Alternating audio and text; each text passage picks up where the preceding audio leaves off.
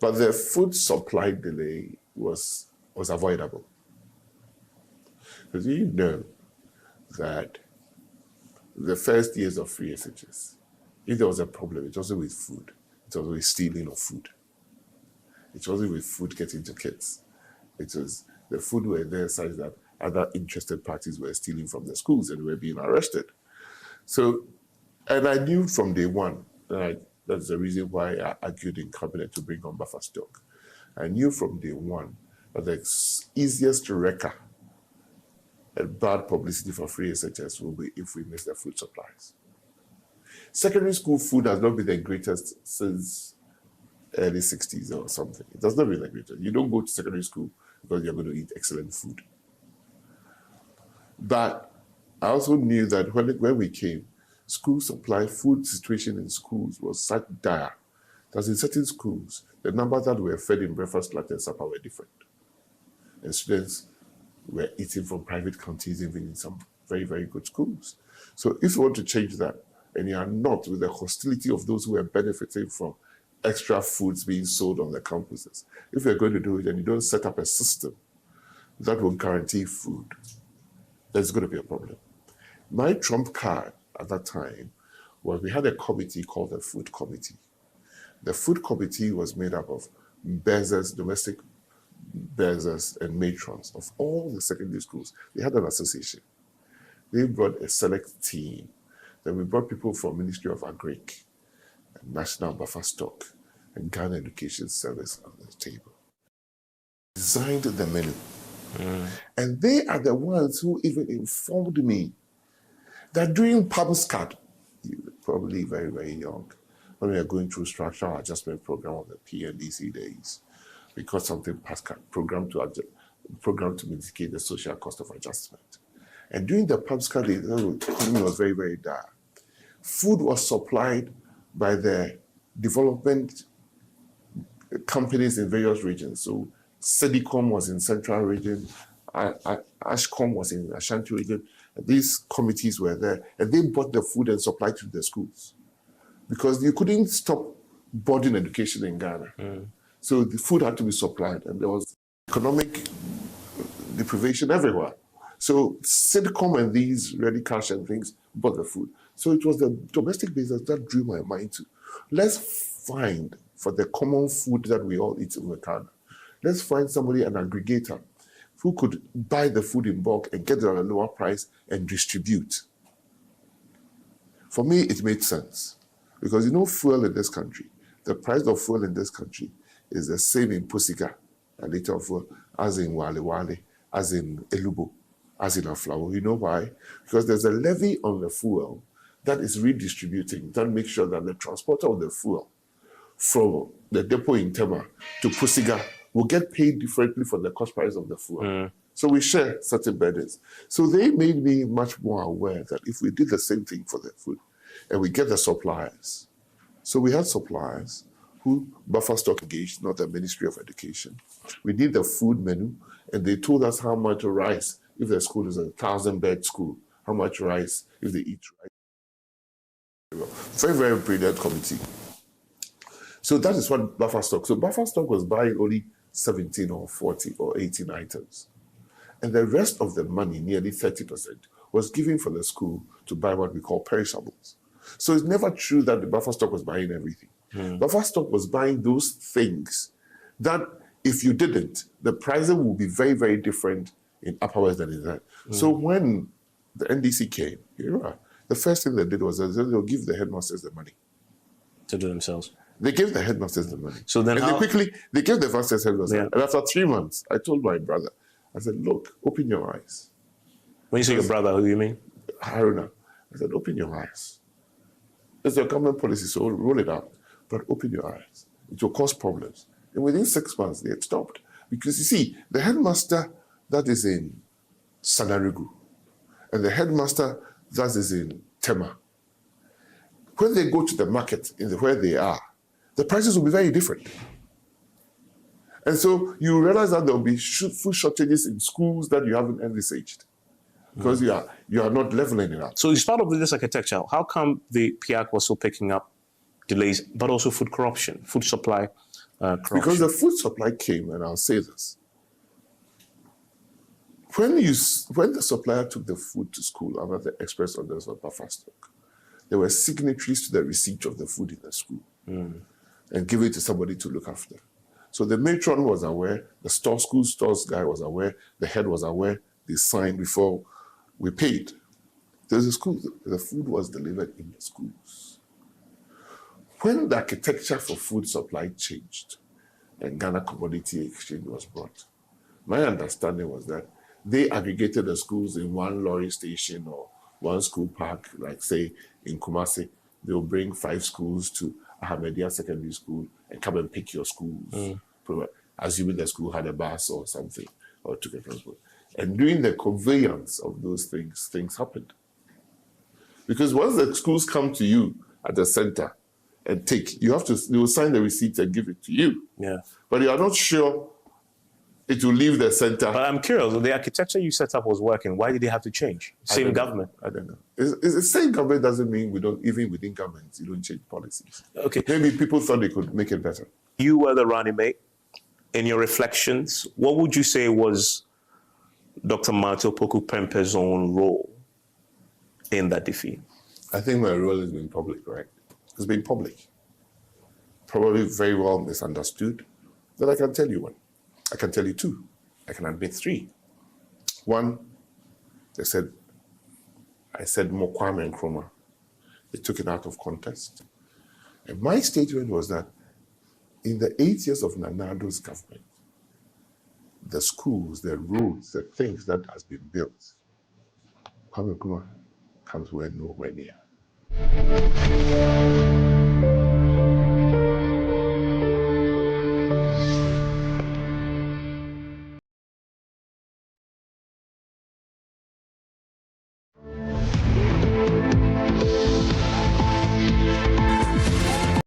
No matter where we wander, Africa always calls us home.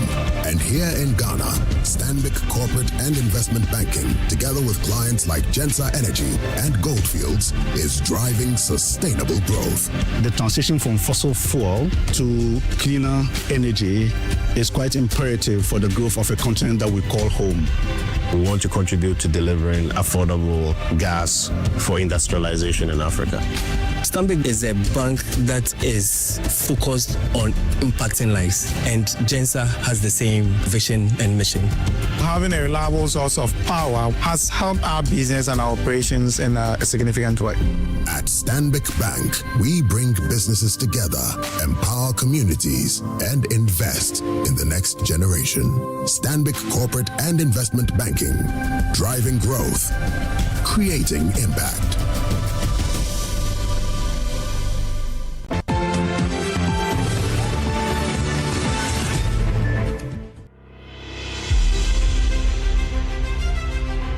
All right, so my name is Daniel Nkrumah. I'm a financial consultant and also the chief steward of the Friends of Purpose in Christ. So the Friends of Purpose in Christ is a group of friends from University of Ghana from 2016 that came together to make impacts. So we have a foundation known as FOPIC Foundation, Friends of Purpose in Christ, FOPIC, FOPIC.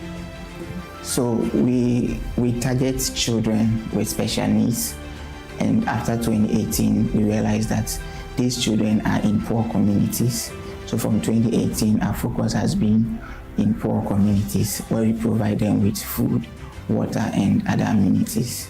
The motivation is the founders. Most of us grew up from the village. I was born in Chufu Praso, and at that time there was no electricity, no water.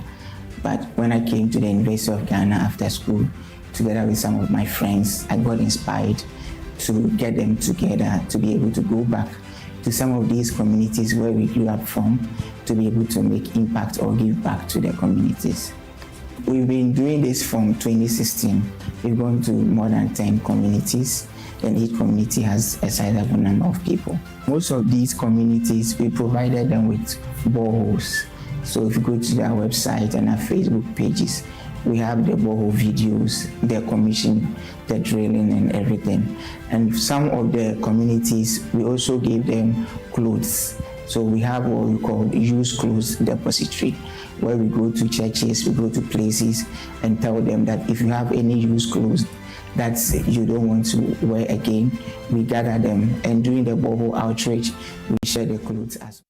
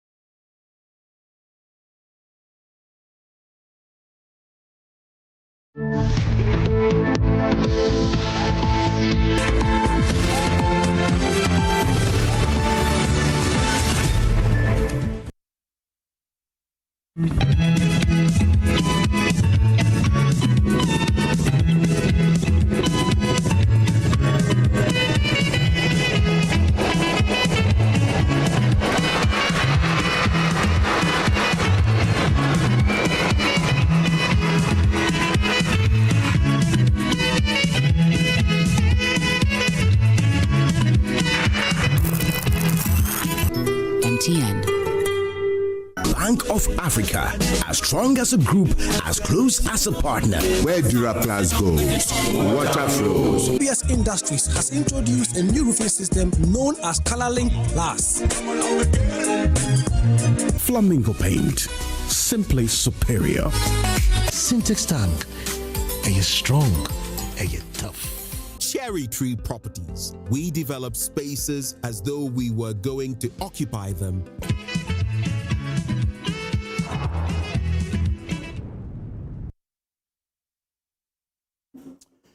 This morning,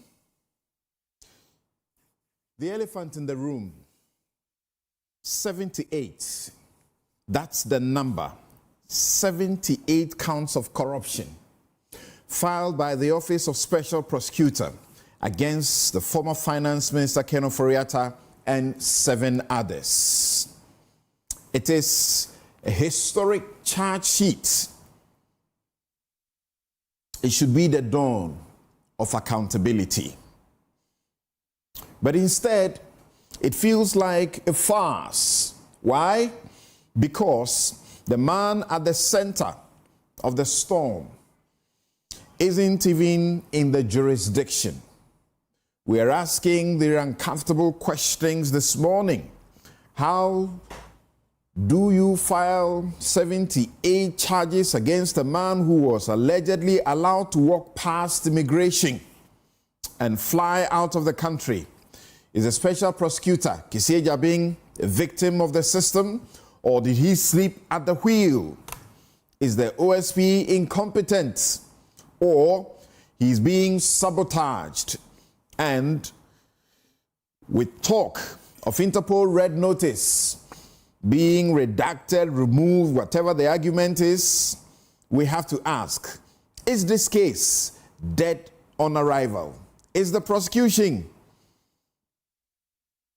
one that we can look to with hope?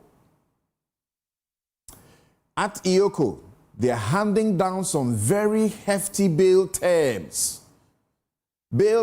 that have seen the people accused, almost all of them, unable to post the bail bond and having to languish in Yoko cells for days. The courts have begun to reduce the amounts that have been fixed for these bails. Are these hefty sums the best way, collateral, to secure against the loot? Or this is unconstitutional and unlawful way to hold these people? We also know that 9 months has been at work. Unfortunately, one of its officers has died and some have been injured and in hospital. But are we winning the fight? Will special tribunals do the trick, or just be another bureaucratic layer? I'm Samson Ladia Yanini. Welcome to Newsfile. It's your most authoritative news analysis platform. We'll be right back.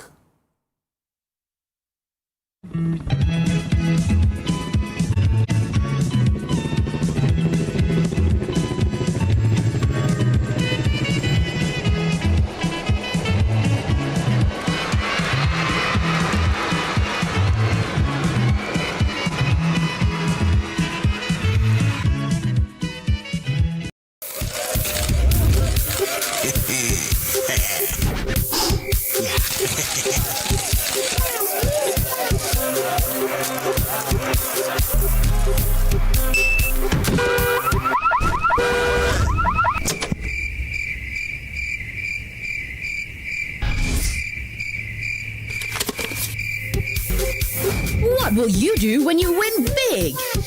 With over 2 million Ghana cedis up for grabs, transact more than 100 Ghana cedis with your Momo app, and you could win daily, weekly, and monthly cash prizes, and 100,000 Ghana cedi grand prize. Bank transfers, POS, and third-party transactions also qualify. This promo runs in collaboration with the NLA on the Caritas Lottery platform. Terms and conditions apply. For decades, we have helped businesses connect with their trade partners all over the globe. From Ghana to Burkina Faso, Côte d'Ivoire, Benin, Togo, Senegal, China, Morocco, France, Netherlands, and many other countries. We have made it possible to bring Ghana to the world. We have brought small and medium businesses closer to their customers across the regions in Ghana with our SME support facilities. We have brought relief and smiles to the faces of families with our employee personal loans. With our cutting-edge technology and digital support, we take the burden of complex thinking off you, making life simple. That is who we are, as close as a partner. Bank of Africa. We are indeed the African bank with the global reach.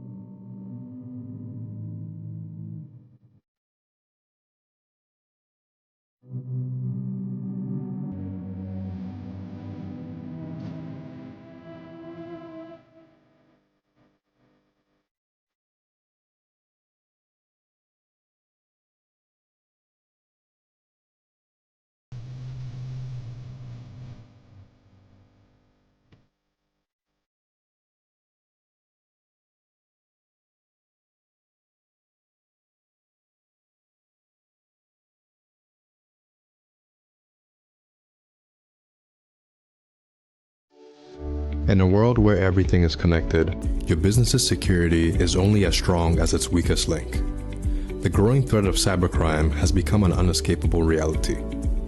In 2025 alone, the projected cost of cybercrime is expected to grow to $10 trillion globally, with small and medium businesses disproportionately targeted. Cyber threats have become increasingly sophisticated, widespread, and invisible, placing unequipped organizations at risk of massive damages in a matter of seconds. Meet Virtual InfoSec Africa, Ghana's Tier 1 certified managed security service provider. Our AI-driven managed security services empower businesses with faster, smarter, and more proactive cyber protection. We don't just monitor threats, we predict, prevent, and respond 24/7. At Virtual InfoSec Africa, we deliver bold and cost-effective cybersecurity solutions tailored to your organization's size and complexity. Whether you're a startup or a national institution, our services scale with your needs.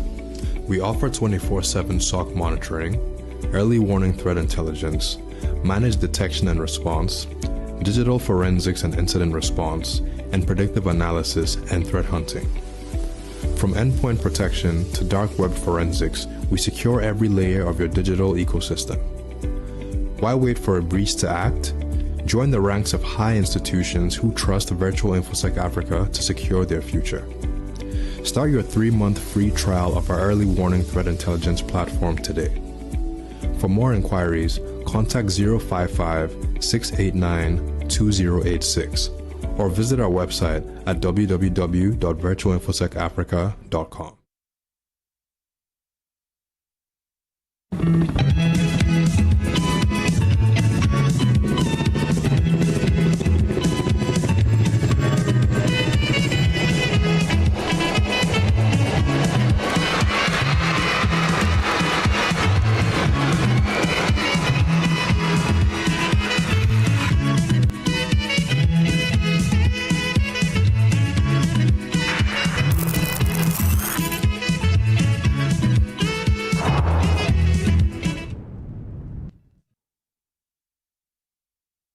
Welcome back, and here is Samson's take. Army, police, NIMOS, court betray citizens. In the last 2 weeks, we have had far too many headlines competing for our outrage. The tragedies tell one devastating singular story.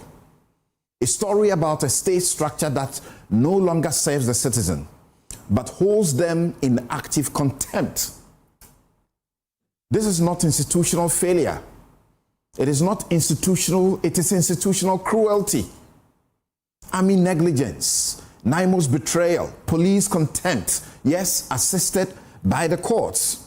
4 institutions, 1 pattern, 1 disease, impunity. They declared that the life and dignity of the average Ghanaian is absolutely worthless. Let's start at El Wak, where 6 young ladies, 6 dreams were crushed to death in a stadium, in a stampede. And what was the cause? Not an accident, not an error. It was a cold, predictable act of institutional homicide. The Ghana Armed Forces, an institution whose entire mandate is precision, organization, and order, created a bottleneck of death. They didn't accidentally cause a stampede when they summoned some 21,000 potential recruits to a stadium that cannot accommodate half that number. It shouldn't take 6 bodies, 6 lost futures, and the president's intervention before reorganizing the logistics properly. So now you have 8 centers in 5 locations, nicely spread, and all is smooth sailing. This could have been avoided. When a journalist publishes news that bothers the powerful, the police are swift, decisive, and illegally brutal, detaining the reporter beyond the constitutional 48-hour limit. But what about that woman who came to them not once, twice, terrified, begging for protection from a violent husband, a beast? They ignored her. They treated her cries for help as background noise. They displayed so much cold, institutional indifference that she was left alone in the firing line to be battered, tormented, and almost murdered. Now look at how the state uses the very force we fund while the army was supervising deaths and the police ignoring repeated calls for help by a battered woman. NIMOS was arresting community environmental defenders. The Owin Traditional Councils Anti-Galamsey Task Force, formed in 2019, long before NIMOS was formed, acted to protect their forest. For that, they were arrested, humiliated, detained for a whole week. And on Wednesday, the court denied them bail in the presence of their elders. They face charges of vigilante activities. NIMOS cannot win this fight alone. It doesn't matter that they are accountable, that they conduct their operations in the traditional council's branded pickup truck, working with the police and other stakeholders in Enchi. The message was clear: defend your land, and the state will crush you. This is betrayal. Earlier, 4 farmers, community defenders, were arrested on Farmers' Day. Their crime? Allegedly burning an excavator used by illegal miners. The same miners who poisoned the Atronsu stream, their only source of drinking water. The activists were detained, branded criminals, and they are being prosecuted. But the polluters granted bail, free to continue their destruction. This is selective justice. This is betrayal. In Jura, Bonso, elders stood by as Galamsey ravaged the river Akontombra. And the state did little. Only after a public expose, only after outrage boiled over, did the chief announce a 3-month ban. By then, the river was poisoned. The trust was broken. Leadership acted not out of foresight, but out of shame. This too is betrayal. 3 cases, 3 betrayals, 1 truth. Today, those who poison the land walk free, while those who defend it are punished. This is the state-sponsored betrayal of its allies. You need to harness the community environmental defenders, however zealous or overzealous they may be. Don't leave us thinking that Galamsey is now actively fighting those who actively and genuinely are fighting it. Every one of these tragedies, the 6 deaths, the arrested defenders, the illegally detained reporter, the abandoned woman, is a direct result of one thing: impunity, sheer impunity. In Ghana, systems and institutions are allowed to fail, and the people responsible are allowed to remain in their positions. We don't need another board of inquiry to tell us that negligence and abuse happened. We need accountability now. The blood of those 6 young Ghanaians, the tears of the battered wife, and the rage of the violated communities cry out for one thing: heads must roll. Not tomorrow, not after another report, right now. If our leaders fail to act, they confirm the worst possible truth: that the life of the Ghanaian citizen is cheap, disposable, and ultimately held in contempt by the institutions sworn to serve them. Please stop toying with our democracy. You heard the president say citizens' unrest is more dangerous than military takeovers. And that will be my take. I'll be right back with my guests. Get ready, grab your phone and sit by your TV and get ready to send us messages. Do you think that it's a lost cause what the special prosecutor is up to? Eoco, are they being unconstitutional and lawless with their hefty bail, conditions and NIMOS, or the Galamsey fight?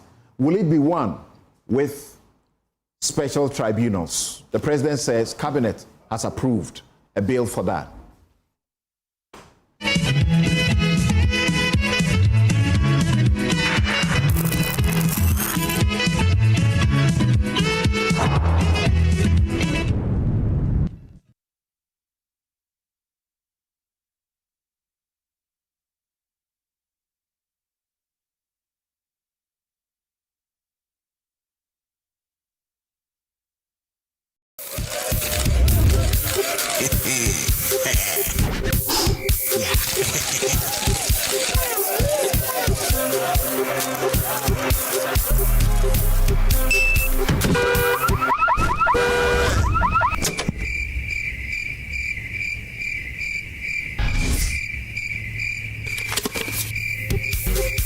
What will you do when you win big? With over 2 million Ghana cedis up for grabs, transact more than 100 Ghana cedis with your Momo app, and you could win daily, weekly, and monthly cash prizes, and 100,000 Ghana cedi grand prize. Bank transfers, POS, and third-party transactions also qualify. This promo runs in collaboration with the NLA on the Caritas Lottery platform. Terms and conditions apply. So, Charlie, the deal there, I almost get her.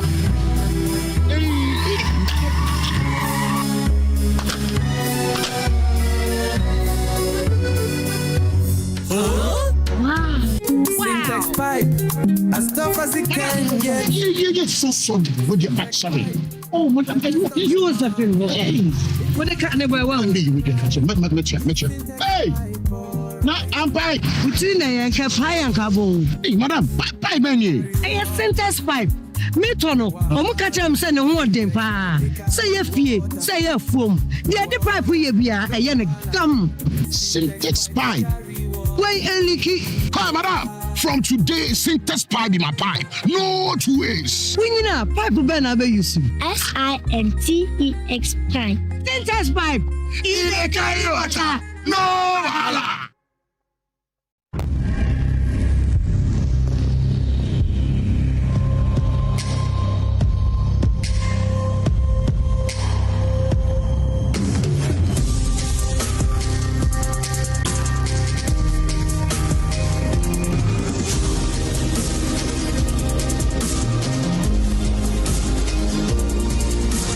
Day men, strong and refined, the skincare you deserve. Dream. From across Africa, they come with dreams. At Academic City, they find purpose. Studying biomedical engineering has opened my mind to a world of innovation.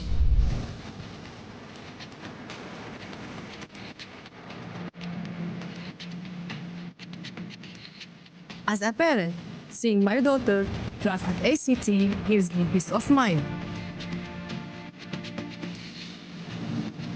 ACT didn't just teach me skills, it gave me the confidence to lead change. A world-class faculty, hands-on learning, a campus that inspires bold thinking. Join a community building Africa's future today. Academic City University, educating future-ready leaders. Excellent furnishing in a real estate business is a great deal for survival. My struggles as a young estate developer were cut short when I discovered Fernart Ghana. With quality furniture made from the finest woods and amazing after-sale service, Fernart Ghana changed my story with every single home I built. It's a one-stop shop that serves the interests of clients with a variety of living room and dining sets, solid wood kitchen installations, wardrobes, doors, cabinets, beds, pergolas, floor parquets, and many other wooden products that will last a lifetime. With Fernat Ghana, all clients are offered the opportunity to customize furniture to their specifications, and the smile on their faces says it all. Thanks to Fernat, now your home can look beautiful with furniture that would last for generations. Visit Fernat Ghana today and share my story. Locate us at Yaniba Estate, Osu, Accra, or call 0303 966 085 or 055 278 4097. Think wood, think Fernat. Imagine a logistics partner that's more than just a partner, a complete ecosystem for Africa and beyond. Welcome to Magdan Shipping Company Limited. For over 2 decades, we have been the trusted name in shipping and logistics, building a reputation for excellence that's second to none. We offer a comprehensive suite of services to meet every challenge. From dedicated ocean freight with our own vessels to chartered cargo planes for urgent air transport, we control and synchronize every link of your supply chain in line with a vision of the African Continental Free Trade Area. After need to move large-scale equipment, our expertise in project cargo ensures every detail is handled with precision. With our expansive network of warehouses and trusted partners across the globe, we provide seamless storage and distribution solutions that keep your businesses connected. Through our network partnerships, we ensure your cargo moves where it needs to and when it needs to. At Magdan, we are dedicated to delivering exceptional services and solutions that embody the highest standards of quality and efficiency. Email sales@magdanshipping.com. Magdan Shipping Company Limited, your trusted partner for every logistical need.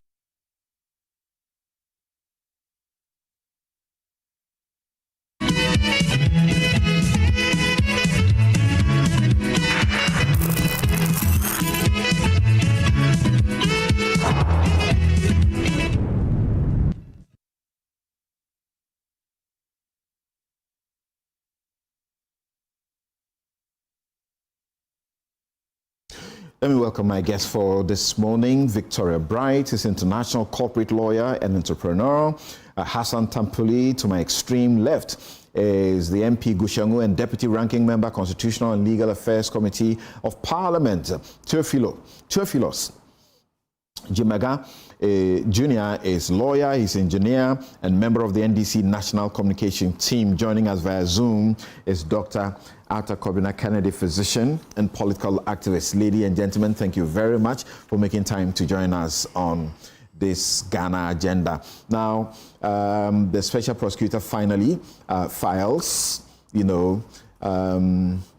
charge sheet in the courtroom, a very lengthy one with as many as 78 counts. Ken Ofori-Atta alone has to wriggle himself out of about 28 or so, and this is the biggest story.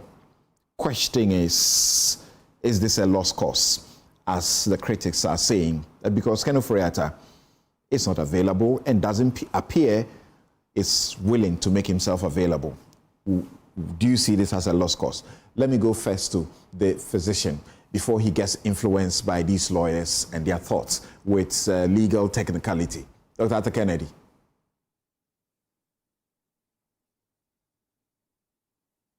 Hello, Doc.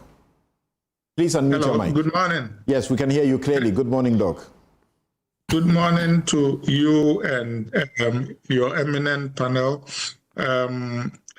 I want to associate myself with your opening comments about the culture of impunity and how we do nothing about things. I have watched the young woman's video about the abuse, and I have been ashamed as a Ghanaian about how our law enforcement agencies and responsible officials have watched things like abuse, the deaths of those who are going to try and get into the military. One of my friends has a joke. He says that Japanese who commit offenses against their state commit suicide. Chinese are executed. The Russians check to find out whether Putin is okay, and Ghanaians wait by their phones to hear announcements of their next promotion when they do something wrong. So that's where we are. I think that you brought me in to make our friends who are lawyers look good. The police station, lost. The police station where the lady reported to about twice, and there is evidence to that effect, and she was completely ignored until she was almost murdered, except that she got rescued by this person who was bold enough to take the video and also testified that she has been suffering this battering all the time. That police station should be collapsed by this morning, right? Yes. I think there is something to be said by people for people's justice. I am disgusted by it, and I think that if nobody at either police station, whether of Fango or Tesano, is punished for this, I will be very disappointed. But Samson, we've made a habit of distance. The people who died, I noticed that the deputy defense minister resigned. That is a reality in our history and our body politic. Well, we're told that was a fake letter. So he hasn't resigned. Nobody has been held accountable yet. Everybody is cool. This morning they are having Wache waiting for the next session. There ought to be some accountability. That was complete negligence. Complete incompetence. Absolutely. It was so predictable. Absolutely. You invite over 21,000 people to a stadium that can accommodate only 7,000 people. You invite them all on the same day at the same hour, and you provide only 6 decks to attend to them. What do you expect? Yes. And we are fine. We are fine. Life is moving on. This country. Yes.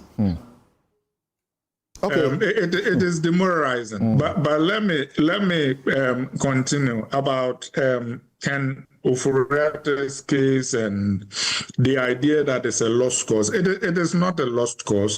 For one thing, even if he's not in Ghana or in the jurisdiction, there can be a trial.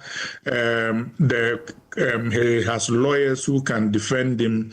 There can be verdicts about guilt or innocence. And even if he doesn't spend a day in jail, the fact that he finds it necessary to avoid going back home, there is also shame and opprobrium, and hopefully it has a deterrent effect. So it is not completely a lost cause. And of course, there are extradition procedures. If he is convicted, that can bring him home. So I do not the extradition consider this a lost cause. The extradition procedures may fail. It is the red notice that he was put on that has put him in his cocoon. He's unable to move anywhere because there was a red notice. That red notice has now been redacted, or as it were, suspended, because he has made at least 2 applications seeking to reverse that red notice on him so he can move around the world. Yes. I think our judicial system and justice has a long way to go. But Samson, the bigger issue, though, is that we do this curative justice. It is not as if we woke up one day and just found out that all these things had happened. These things were happening in slow motion, the SML deal, the loans that were syndicated or handled by firms that were associated with him and his friends, Parliament sitting by where it had not granted approval for him and his cronies to do things. It would seem as if your government is in power in Ghana, you can do whatever you want. And this has given the administration of our justice a very unfortunate partisan tinge. And sitting here, I have a feeling that if, God forbid, Dr. Bawumia were president today, maybe Ken Ofori-Atta will not be facing a lot of the headwinds he's facing today. And that is a very telling indictment of our judicial system. So I think that we need to do more to prevent some of these crimes instead of wait for them to happen and then go on these futile exercises to try and exact judicial punishment when administratively we could have prevented a lot of There's them. an attack on the special prosecutor, and as we understand, there's a reverend who is going to organize a demonstration. It was supposed to be done by Martin Kpebu, but he has taken the lead against the special prosecutor for sitting by and watching the OSP, the OSP watching the SP, not the OSP. The OSP is the office. The SP is the man at the top. And watching Ken Ofori-Atta leave the country in January. And Martin's argument is simple, that once he became aware, even if he didn't get assistance because the Ofori-Atta's government was in place, he should have organized a press conference and Ghanaians would have massed up at the airport and stopped him. For not doing so, he's incompetent and he has to resign. What say you? President Akufo-Addo, let's remember he cancelled about 2 of the contracts at the initial stages after the KPMG audit. Now, after the OSP's work, the President John Mahama has also cancelled the rest of the contracts, and we are told that the value of the cancelled 5-year upstream contract is about $3 billion. We don't know about whether, without formal charges, he could have prevented from leaving the country. But I think there is value in your point that it will seem as if as long as the Nana Akufo-Addo government remained in power, Ken Ofori-Atta was untouchable, and so were quite a lot of other people.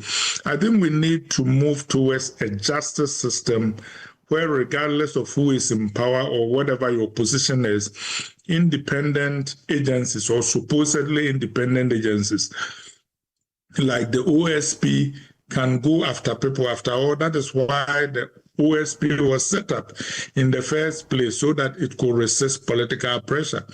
But to be honest though, even the Attorney General's office in a country that is serious ought to be able to go after people. After all, that is why the United States brought the idea of special counsel. Clinton was president when the special counsel was named to investigate him. We've seen that Trump was also in office when one was named to investigate him. We need to move away from this system where being an incumbent seems to insulate you from judicial processes and you can do whatever you like with impunity. In effect, we seem to be practicing serial one-party dictatorships that last 4 or 8 year terms. And then once that is over, then the other party comes and they make noise about how we are shocked about why all these things happen. So where was Parliament when these things were happening? Well, there are a lot of people who have questions to answer as to what happened. And remember how a lot of even MPP MPs wanted Mr. Oforiatta removed, and for a whole year, all of them couldn't get one person removed. And in effect, if we are talking about the sins of Ken Oforiatta, he was reporting to somebody. I think at some point we need to be asking the president, the former president, questions about what he was doing while his ministers were looting our coffers dry. I think he has a moral responsibility to be asked to address some of these things. I don't know what Vicky wants to say. Is it a lost cause? And as someone, as a lawyer, 78 counts. That's historic. I think it was in Gloria Kufuor's time that we have a charge sheet that had over close to 50 or so counts, and we're like, whoa, this never happened before. Yes, I mean, when I saw the number of counts, I was. Of course, they're against 8 people. Yes, but still, I think it must be historic, as you said, because post-Glorious time, this is the highest number that we've seen. I think that the whole OSP argument is becoming increasingly uncomfortable and difficult for the OSP because the public for a long time has made it clear that they feel that he has a legitimacy and a credibility issue. There was an overwhelming support, and for various reasons, that has now gotten to where it has gotten to the point that now you could see that that whole thing has turned into a bit of a credibility deficit. And so there's now a credibility deficit at the OSP, and they have to work hard. They really have to work hard to repair that deficit because it's widening. So that is my starting point. So explain that to the ordinary listener. What's this thing about the credibility deficit at the OSP? Yes, because, to normal Ghanaians, their money allegedly has been stolen. That's how they look at it. They want the money back. The OSP has been given a mandate to aid in recovering that money and to punish the alleged or anyone who is found to be culpable. Over 1.4 billion? 4 billion. At stake. At stake. It's a lot of money. People starving, there are people dying in hospitals, etc., etc. So it's an anti-corruption fight. And the state of corruption in this country has been shocking, nothing short of shocking. And at times you sit there and wonder whether things will change in our lifetime. I am someone who looks at the glass half full, so I like to think that things will change. And the point of the credibility deficit is that without that, how do you actually present yourself as the czar fighting this thing? Because it's huge. It's mammoth. And so for you to actually fight, you need the support of everyone. The institutions, the people, everybody has to be on board. And for everyone to be on board, you need to be seen as a credible fighter against this animal that we are all facing, against this canker that is engulfing and killing Ghana. in all directions. So credibility then becomes so important. And so when you see that credibility is weakening, or it's creating a gap or a deficit, you have to quickly move to repair it. Because if you don't, then the office becomes toothless. So that's what I want you to speak about. What is it? That the accusations that I've heard someone say that this is a grand scheme to let Ken Ofori-Atta off. So the office watched for him to escape out of this country. And now they have put the charges, they may do everything in his absence and so on and so forth, and he doesn't get to suffer anything really. But of course, Dr. Arthur Kennedy disagrees that he doesn't suffer any reputational damage or something. Yes, I mean, I also, just to comment on that last point, I agree that you don't, you do suffer because you are now, if the person is convicted, they become a convicted criminal, a felon. So that obviously is not anything that any of us would want against our character, especially someone who has held such a high and very critical office. So back to the credibility issue, that this is a scheme to let him off the hook? You see, I don't know whether it's a scheme, but that is the perception. And this is what I mean by a credibility deficit. Okay. Because that is now the public's perception, rightly or wrongly. Because look, here we are, 78 charges. And that is where our focus should be. And instead, where is our focus? The focus is on the fact that the former minister was allowed to leave the country. So the focus has shifted from where it should be. But that's not the OSP. Where we are now. So that's not a question of credibility to the OSP, right? No, I'm saying that the perception that we have, or that the public has now led to a shift by the public into looking at the wrong thing, if you like, instead of, 70. I mean, this is a serious, and for us lawyers, it's historic. And for any ordinary Ghanaian to be told that 8 people have had 78 charges proffered against them, I mean, that is a very serious matter, whichever way you look at it. And, so the OSP's office is meant to be built on fearlessness and independence.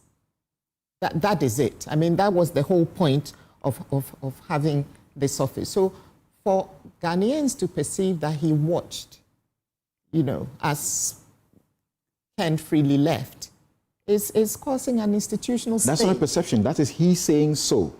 That they saw him leave. Literally, he said they saw him leave, or they watched him leave, because they were powerless and they couldn't do what had to be done. They needed support from other institutions, and it was practically impossible to get the support at the time when Ken Ofori-Atta's government was in place. Yes, and I think we need to be a bit sympathetic to that argument from the OSP, that he leaned on all these organizations and they didn't support him. However, he himself has powers. Correct. He himself has powers. He's got powers, so police powers to arrest. He has all those powers. And Martin Pebu say at least he should have done a press conference, and the public would have run to the airport and stop him. Well, press conference, yes. Public running to go and grab him. That one we need to tread with caution, because imagine it could have easily deteriorated into a mob situation. But I do agree that he should have held it, because he's very good at doing these press conferences. I mean, he keeps telling us this, that, and the other. So that should have been perhaps the first press conference that he should have done. So that if he became aware this morning, what's the time now, is 9:40, thereabout, and he's got information that Ken Ofori-Atta is at the airport, maybe immediately by 9:45 or 9:50, he would have organized a press conference, and that would have stopped him. Yes, because he had prior notice. He had prior notice. If he didn't, that would be a different thing. So you cannot blame people for holding that viewpoint. And I don't really know how. And for not doing that, he's incompetent, so he ought to check out of the office. Well, in Ghana, as you said a short while ago, nobody resigns on any ground. I mean, look at what happened in Elwak, which we were talking about. If anyone should have resigned, it should have been then, instantly. But here we are. People are eating their wachi and their kenke and carrying on as usual. That is the Ghana that we have today, sadly. you know. So for me, we have now, that by his inaction, we have now found ourselves in a position where someone who he believes he has questions for, and serious questions, and who is uniquely placed to answer those questions, is not actually in the jurisdiction. And you are now trying to bring the person back. I mean, look, self-preservation is a very important thing. So who in this situation is going to come back willingly? Do you recall what Ghanaians said when he attempted to, the office attempted to have him, you know, come to answer when he gave the excuse that he was not well, he was receiving medical treatment? The public said he was being heartless, he was not being compassionate, and that he couldn't be treating such a notable figure that way. I mean, look, health, human health, our health is all we have. So what do we want? What exactly do we want? If we say he escaped, and we have gotten to know that he was going for medical help, and the man was going to go after him then later, and we said you don't do that to someone who is unwell, and now we say you let him go, and he says we were unable. Now we say, what do we want? So if he was going to go after him over there, because the horse had already bolted, right? So if he was going to go after him and he was there, and now he sees him walking around in Washington, D.C. or wherever, and he wants to go after him, then he should go after him. He has the resources, to go after him. If he truly believes that there are serious questions that need to be answered, and the former minister is uniquely placed to answer those questions, because look, he was the guardian of our public purse. From where you sit and what you know, from where you sit and what you know, is the Kenofurata being pursued by the OSP? Well, I don't see any pursuit. Okay. I don't see any pursuit. I see a lot of rhetoric. I see a lot of press conferences. But in terms of actions, I don't see... What sort of action, for example, beyond issuing the red alert, the red notice, getting him, stopped and limiting his movement and all of that? People from his office can go to the US and talk to him. He also offered to, I think, do Zoom or whatever. Okay. So there are various things that could have also been done to help maybe expedite us getting to this stage. Because yes, now there are charges, but maybe those charges may have come earlier. Assets could have been frozen if arrests had been made. Because right now, look, the way the world is, if you're dealing with people with sophisticated financial nous, and you've waited, 10 months, 11 months, if someone wants to get rid of their assets, by now, they would all be gone. Okay. So you are fighting a Pyrrhic, whatever victory you secure will be a Pyrrhic victory. Asset freeze is the first thing that you do. The first thing that you do. And if you have to arrest the suspicion is that by now, Kenofurata and those who are being pursued would have concealed their assets or sold them off? Highly intelligent people. I don't know what they've done, and I'm not here to suggest that they've done one thing or the other. But what I am saying is that anyone with any financial nous, and we are dealing with very sophisticated, intelligent people, is not going to sit there and watch, for 11 months and wait for government to come for them or the OSP to come for them or whoever to come for them. As I said, self-preservation. So from where you sit, it is too late in the day now? Well, I don't know. I guess we will find out whether the assets are still there or not. Okay. We will find out. I don't know whether there are any plans to do that. I don't know what the OSP's, plan is. And there are a lot of questions now, given everything that we've looked at, about their tactical, how do I put it? The options that they've chosen tactically to get here, or let me say thus far. Mm-hmm. There are a lot of question marks on those tactics, I think. Help us understand. What are the tactics that there are question marks about? So what I mean is that, as I was saying just now, we could have gotten to this place quicker. We could have taken advantage of the former minister offering to actually have a dialogue. His lawyers are here. He said all communications can also be passed through the lawyers. I don't know how much advantage the OSP has taken of that whole situation. People could have been sent over there to speak to him. So there are various things that could have been done. And as I said, assets could have been frozen. Is that how criminal prosecution is done? That the suspect is away abroad and then you have to go to them and then no, of course speak to not. them? Of course not. So why was this supposed to be, you know? He is supposed to come. Or he wasn't supposed to leave in the first place. But as I said, the horse has bolted. So now you are trying to do damage limitation. Okay. So how do you get the information? You have to get it somehow. You have to get it somehow. Okay. So you compromise your position, compromise everything because this is a different kind of suspect. Yes, Theophilus, what do you say? Compromise, not compromise. Okay. Samson, is only that Vicky had been a bit diplomatic when you were asking about the credibility deficit thing. I mean, the truth of the matter is there's a problem with the SP. People don't trust him. Yes, we all need to support him to be successful. Right. But before then, Sedina had about 80 counts. So the 78 is not... right. Yes, right. Sedina had 80 counts.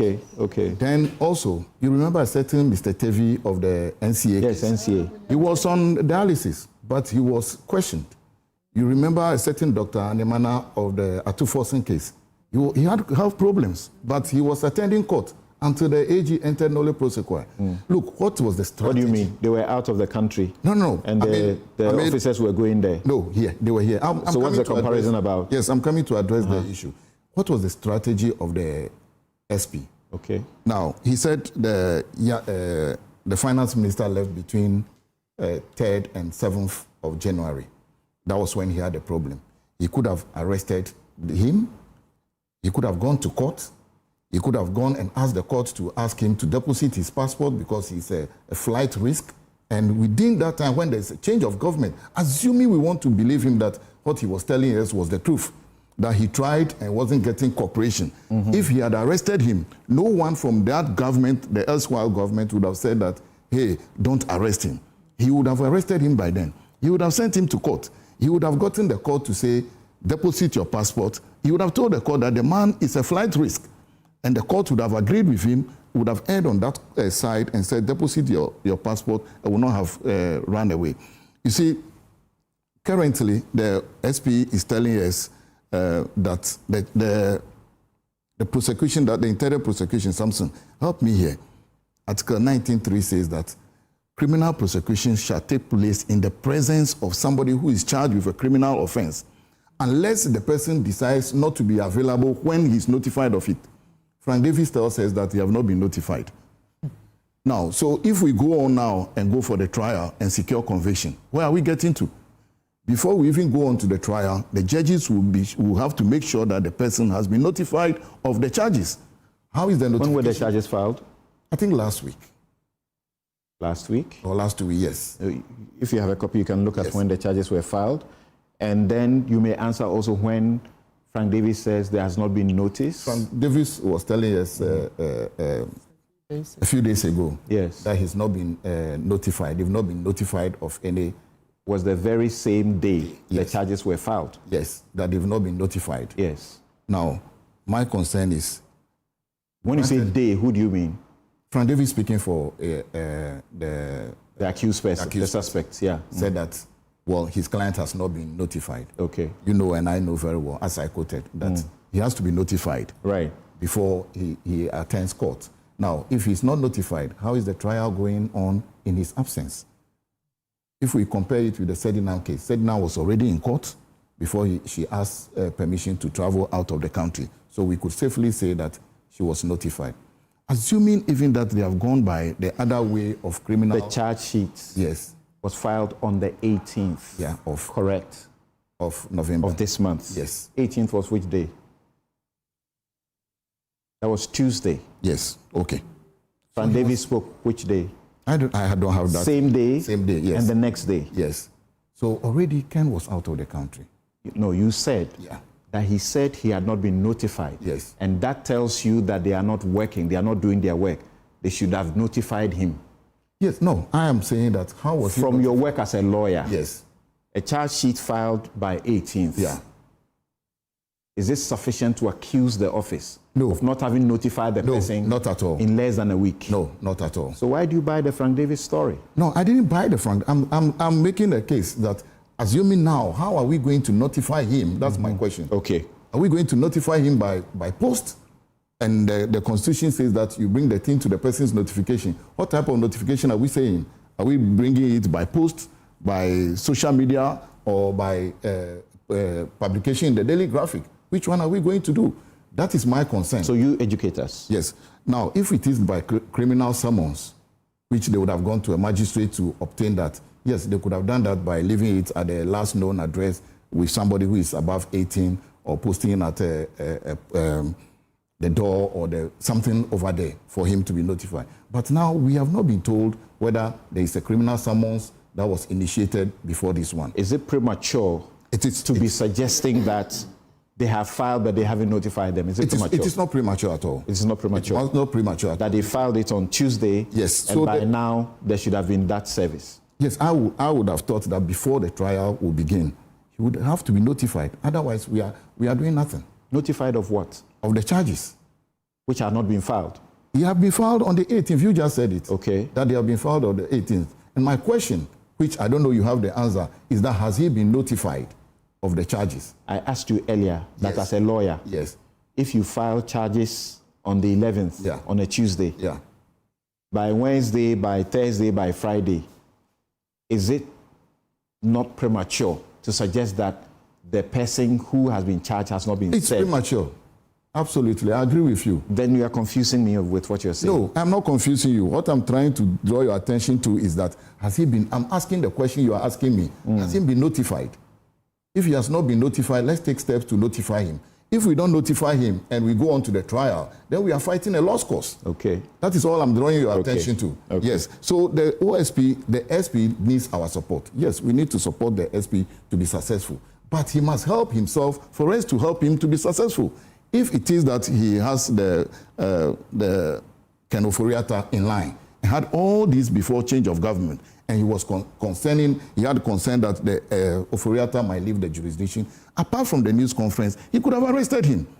He could have arrested him and have gone to court and asked the court that this man is a flight risk. Don't allow him to leave the country. That is my concern. But until he's not been able to do all that, he's not been able to do the press conference as usual and tell us what is happening. Yes, I agree with Martin. Martin is not saying let's all rush to the airport and arrest him. We can all rush to the airport, or the people rushing to the airport, to prevent him from leaving the country.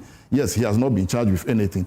All the finance ministers who had that portfolio before him have stayed in the country after change of government. They never left. Even Chachuchi Kata was out of the country when he was accused. He flew in and to defend himself. So if it is genuinely that, let's assume that he's genuinely innocent, and of course we should assume that he's innocent, why is he out of the country? Now, we gave the idea about health, and I've given you examples of those people who had the health issues. They were here. You were asking me what's the comparison. They didn't travel. They were in the country. They were attending court. No, I heard you blaming the prosecutors. No, I didn't blame the prosecutors. Oh, you didn't? Okay, no, okay. That's not it. I'm only giving you the comparison that they were here. They were interviewed. So if it is about health and he's here, he could still be interviewed. That is my presentation this morning. All right. That Mr. Tevi and Anemana were both in the country. They had health issues. They were interviewed. There was no problem. So to talk about the idea that people will say, oh, you don't have sympathy for the man because the man is unwell and you want to question him or interview him. There are instances where people had problems. They were in the country and they were interviewed. So for Ken Ofori-Atta to be allowed just because it is health reason to be out and he wasn't interviewed, that to me doesn't sit well. Who allowed him? The previous government, what the SP tells us is that he tried to get him stopped and he wasn't allowed the immigration didn't help, nationals. He mentioned all the people who were supposed to help didn't help, but he has to leave the country upon seeking permission from the chief of staff, the former chief of staff and the current chief of staff to attend medical attention. Yes, he could have drawn our attention to some of this happening, that he wants to interview this man or question this man. Then he could have invoked the idea that you are under arrest and investigation ABC, and we stop him. Okay. But to have allowed him to go now, then we are now crying, I think for me. So I asked the question that, imagine I become aware that he's at the airport What did he say he should have done? What should he? No, I said I agree with what Martin said. Yeah. Yes, we should do a press conference. Yes, I mean. And you and I will go to the airport. I'll go with you if you go and stop him. I'll go with you if you okay. go. But the fact is that Samson, Ken has to be personally notified of the charges. How are we going to notify him personally? Are you suggesting that the people who are doing it, they don't know what they are about? As at now, I would have thought that if I had known all they are about, why didn't they do it until the man left the country? Oh, really? Oh, you mean in January? Yes. They should have filed the charges then? They should have, even if they had not filed all these charges start? When if they have not filed? When did the investigation start? I don't know when the investigation started, but if that had not happened, how come that he was worried about investigations? The story broke, I think, sometime in November of 2024. I know it was before, and then there was the KPMG report that came out, and so on and so forth.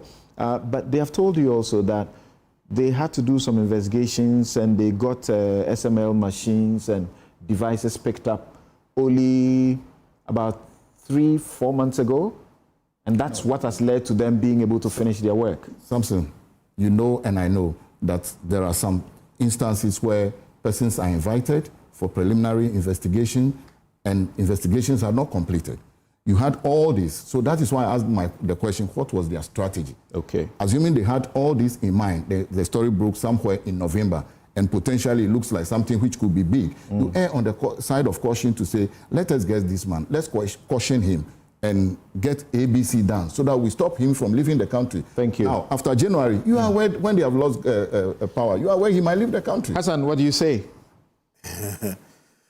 Thank you very much, Samson. Good morning to... So now we are listening to the lawyers, and I'll tax the lawyers a bit because, yes, we are lawyers. Let me hear you. Good morning to my fellow panelists, yourself, and then to the viewers. I think we have discussed this matter before, and it's interesting that we've come back again to touch on the same subject matter. A number of issues arise, but before then, I need to put on record that some attempts to make it look like the government of Nana Addo Dankwa Akufo-Addo was not combative enough to deal with such matters, really begs the question. Because who created the office of the special prosecutor? How do you say such a person is not desirous or is not interested in fighting corruption, when indeed the first person that occupied that office, Honorable Martin Alamisi Kaiser Amidu, and a long time, Deputy Attorney General with vast experience. Member of the NDC. Member of the NDC. Was the first to have occupied that office. And this is not a person that somebody can control. And if you know Martin Amidu, you know this is not a person that Nana Akufo-Addo put in there in order to know that maybe it's a person who is... How did it end, though? Who is amiable. How did it end? Of course, it doesn't really matter how it ended, but the intention was to have put somebody there to do the work. And you can see from the evidence again that the current special prosecutor was put there because he is known to be fearless. And he was our lecturer, isn't it? So he was... so when Mensabi left, so he took over criminal law just in the middle of, my criminal law days at the law faculty. So knowing Kisi is somebody that you cannot really sit down and then manipulate.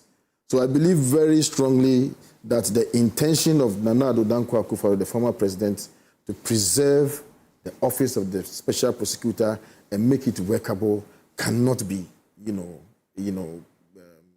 questioned. From the point you're coming from, cannot be questioned. From the point you're coming from Martin Amidu's point, knowing how he left, then will the claims made by the Kisejabing not be easily believable that during Akufo-Addo's regime... I'll come to that. No, you finish that point first. I'll come to that. During Akufo-Addo's regime, it was difficult for his office to function, because I remember he saying that it was as if all the other sister organizations had been instructed not to deal with them. So he can't work with police, won't work with him, these people won't work with him. And that's the situation he found himself in. He was talking about a general situation. And we know that within Akufo-Addo's regime, there were about how many suits trying to abolish the office. There was one petition trying to remove him from office, correct? Currently, there are about 15 petitions for the removal of the special prosecutor. Is it blamable on Nana 15 petitions? About 15 petitions. Before, are you going to before President Mahama? No, but now. Before President Mahama? Okay. Are you blaming that on Akufo-Addo as well? I'm not aware. 50 petitions. So I'm telling you, it has nothing to do with Nana Akufo-Addo. Okay. But the point that I'm trying to make is that when Honorable Ken Ofori-Atta was leaving the jurisdiction, at the time he had informed the current the chief of staff at the time, and he had also informed the transition team members, the person who was representing the current administration, the incoming administration. He had served notice on them. Now, if this was a person who was running away from justice, more or less a fugitive, I don't know who will be actively informing people that I'm leaving the jurisdiction to go and seek medical attention. That, for me, beats my imagination. Secondly, at the time that Honorable Ken Ofori-Atta was leaving town, was the OSP investigating Ken on the SML issue? We need answers to this question.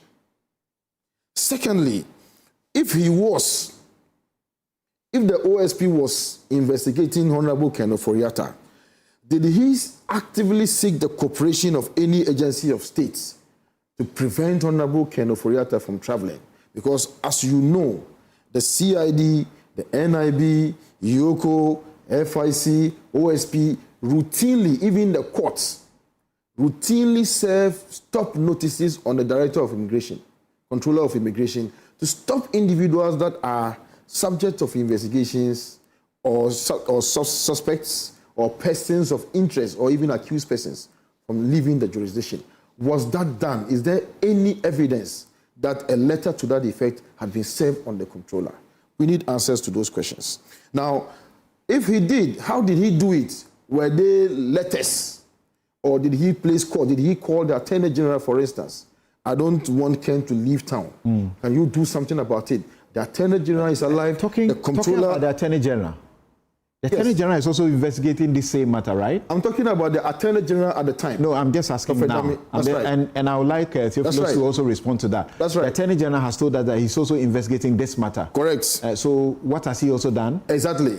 So I'm saying that at the time, did the OSP contact the Attorney General and to seek his cooperation? And don't forget that they are mates and they are friends. He said their doors were shut to him. So, no, but there's no evidence. They were like a persona non grata. Look, in public service, your best weapon is paper evidence. Is there any evidence? Is there any text message? Can you call the then Attorney General, Honorable Godfrey Dami, to find out for him? Because this is an indictment on those people. So let's refocus the discussion. Let's refocus the discussion. Is the absence of Ken Ofori-Atta, does the absence of Ken Ofori-Atta make this a lost cause? That's the focus. No, but that is 78 charges. That is not even the case, because the law provides. We're discussing the charges. The law provides for mechanism for trial of persons who have absconded or are not available to stand trial. Okay. Or the law to continue. What's her name? Sedinam Ationu. She absconded. The trial went on in absentia, and she was convicted in absentia. You understand? But that is not even... Sedinam Ationu. Yes, that is the master. She was charged. Yeah, she was charged. While she was in Ghana. She was in the jurisdiction. She was in the courtroom. And the trial was going on. And then she left. Then she asked for permission to travel for treatment. That's correct. And didn't come back. That is correct. Is it the same situation? It's not the same situation, but it is similar. Because at the time Ken was traveling, he said he was going to seek medical attention. And there's evidence that Ken had... He was not before a court. No, not. But he was not even being investigated for SML issue. We need to find out whether at the time Ken was traveling, was he actively being investigated? No. And we need to find the evidence. It wasn't actively being being investigated. And when Ken left, there is evidence that Ken went to a hospital in the United States to undergo surgery for prostate cancer. And this is a man above 60, 64, 65. And in the second week of June, he went under the knife.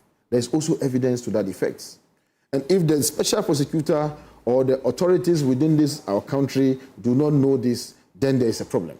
Because all this information must be readily available to them. Now, post-surgery, what is Ken's situation? Do we know? Hold on. Do we know Ken's situation? We want answers to some of the questions. Do you understand? We want answers to some of the questions you guys are asking. Very well. I'm told that the Director of Strategy at the OSP joins us. Thank you for joining us, Samidako. Hello, Samidako. Unmute your mic. Thank you very much, Samson. Right. So let's begin this way. You filed the charges on Tuesday, correct? Yes, Samson. On the 11th. If you permit hold on. Let me ask you questions before you address what you want to. Hold on. First, I say you filed the charges on the 11th, which is on Tuesday, correct? Yes, we filed the charges on Tuesday. Right. We're told that Ken Ofori-Atta has not been served, according to his lawyers. So what are you waiting for?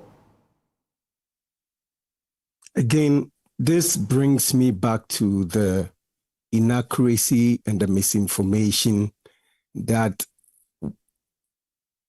we believe that sometimes is deliberate and sometimes is out of, say, ignorance that feed into the whole idea that the OSP is probably not doing its work right, and that feeds back into the credibility issues. These are the processes that happen. So because Mr. Ofori-Atta is not in the jurisdiction, and as every lawyer is aware, when it comes to criminal law, you do not serve the lawyers of the accused person.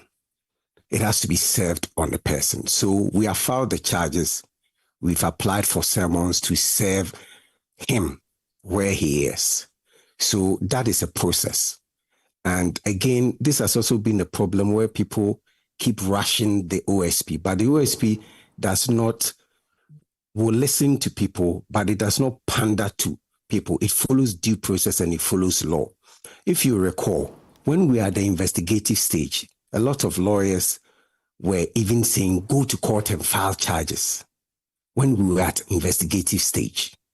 And yet they were insisting, go and file. And we had told them that we were at an investigative stage. And at investigative stage, the law enforcement agency has the power to try to bring down an accused person so that it can go through the investigation and finally present the person before court. In the case of Mr. Ofori-Atta, it is one of the reasons why we had to put him on Interpol red notice, because he had given us the excuse that he was so sick. And we had our intelligence to show that he wasn't so sick and that he had been trotting around the globe. At least he's on record to have been going to the United Kingdom and Hong Kong and a few other places. And so we had to get an arrest warrant on a charge and then restrict his movement from moving across the world. So we were able to restrict him to the United States. Now, people have said that he offered us a process that we could have spoken to him and we did not take that and all that. So you see, when you are investigating someone, like someone said, what was our plan? Everybody has a plan. An investigation can take so many years. I'll give you a typical example. Americans were doing something on romance scam. It took them 6 years. We're investigating Airbus. It took OSP roughly 6 years. Ken Ofori-Atta's case, it has not even taken us 2 years. And yet we are hearing a lot of a narrative that we have sat down for everything to vanish and blah, blah. No, we have not sat down for anything to vanish. In fact, we have done this investigation in record time. Other investigative bodies are investigating Mr. Ofori-Atta for different things. has anyone presented their work yet? Even SML, we are told that there were other bodies that were investigating it. I just mentioned a while ago, the Attorney General has announced that they have also been investigating SML. Yes. Which so the point I'm making is that there's a lot of unfairness against the OSP, and it's rightly so, because you see, when you are independent body and you are being pushed by the left and the right, these are what will happen. And when you fight corruption, it fights you back. The people who are fighting are so sophisticated, have money, and they're able to spread a lot of misinformation, because their whole idea is that this job rests on the trust of the people. And so if we're able to pollute the minds of the people against the body and they lose trust in it, then it won't work. Some also believe that our party is in power and we must have somebody within our party. When will Ken Ofori-Atta be served with a charge sheet? So it's a process. Currently, the court will give us a date. I mean, they gave us a date, but my understanding is that the registry has called us back and said that there have been a few issues, and so they will have to reschedule the day. So when the new date is given, those processes will be done. And like I said, in criminal matters, we don't serve lawyers. No, that is clear. Clear. Yeah, but it's clear. Let's stay on this issue. Let those who want to peddle what is inaccurate go ahead. You can't stop them. You have educated, so you stay there. Could you have gone for this summons before you filed the charge sheet?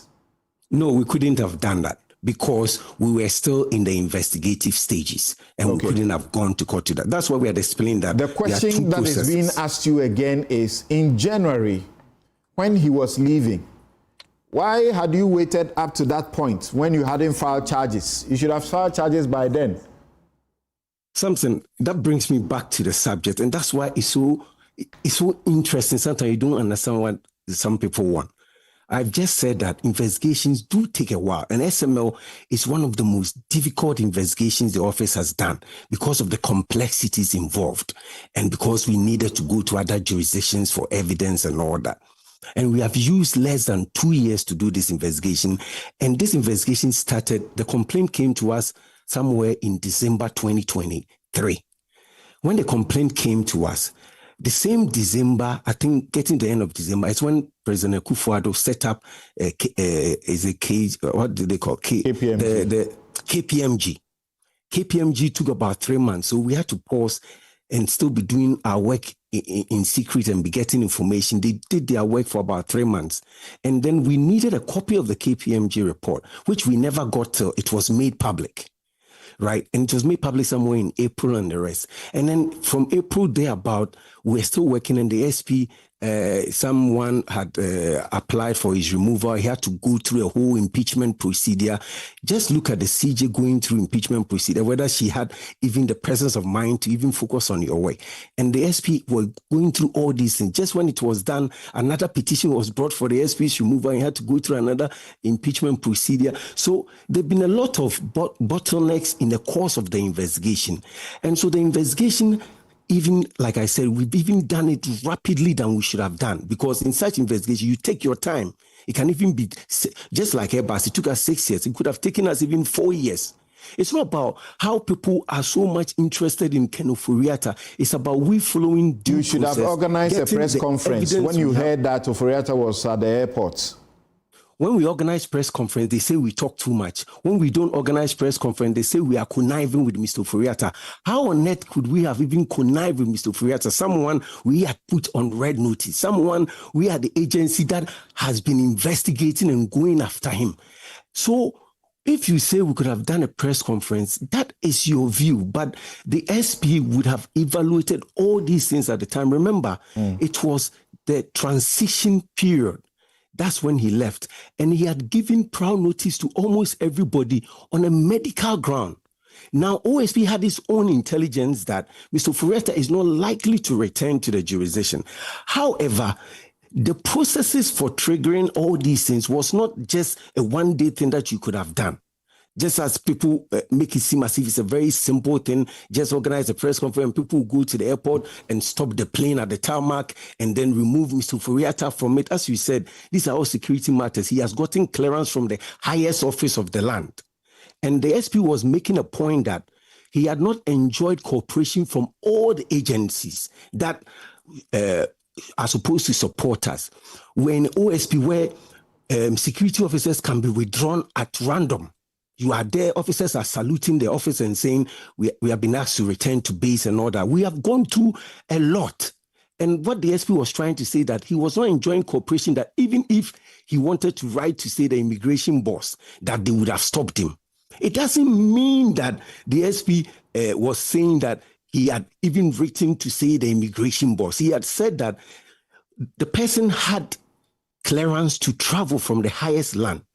And even if you were going to go to court, you're going to go to court on your assumption that he will not return.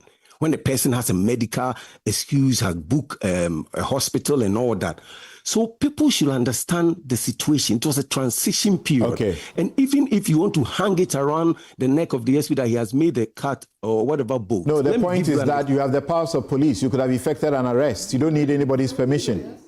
Yes, you have the powers of the police, but you just don't effect an arrest. We don't just arrest people. Yeah, why? We arrest people. Why? You are like police, go to the airport and pick him up.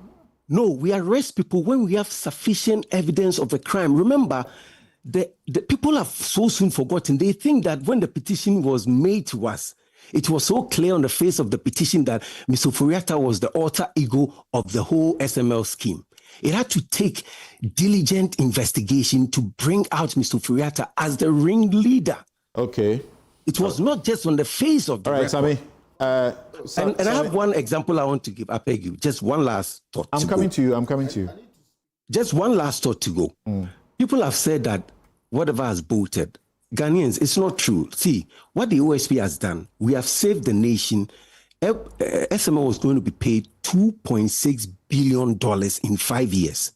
We have saved the nation that amount. So that is enough money that OSP has saved. Yeah, $2.7 billion US dollars. We have stopped that now. What they have already been paid is 1.4 billion Ghana cedis. And this 1.4 billion Ghana cedis, the OSP is in court to recover that in the event they are found guilty. Vicky suggests that it may be late because properties you would have frozen and all of that may have been concealed. I don't even know why people talk about these things as if the men and women who are working day and night. OSP has Asset Recovery and Management Division. We just don't do investigation. As we do investigation, we trace assets. So you have traced assets in this matter?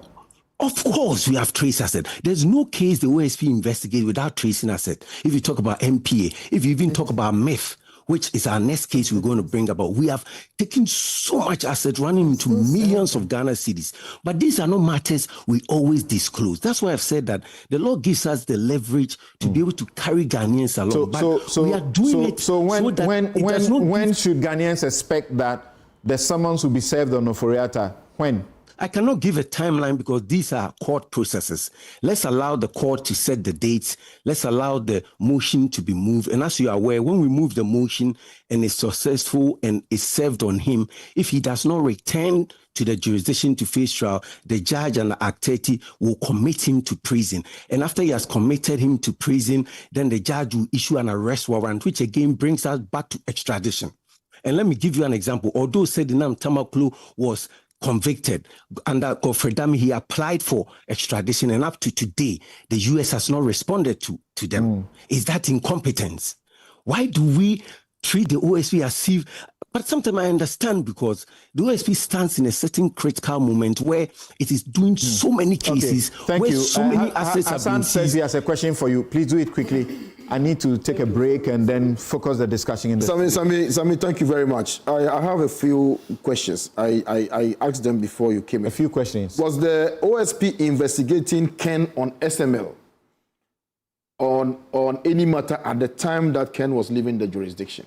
He answered that. If he was, and you said that you have sought cooperation of other agencies, for instance, is there any evidence? He has answered that. No, because you see, you are asking questions. We write to the courts. I want us to deal with. You understand?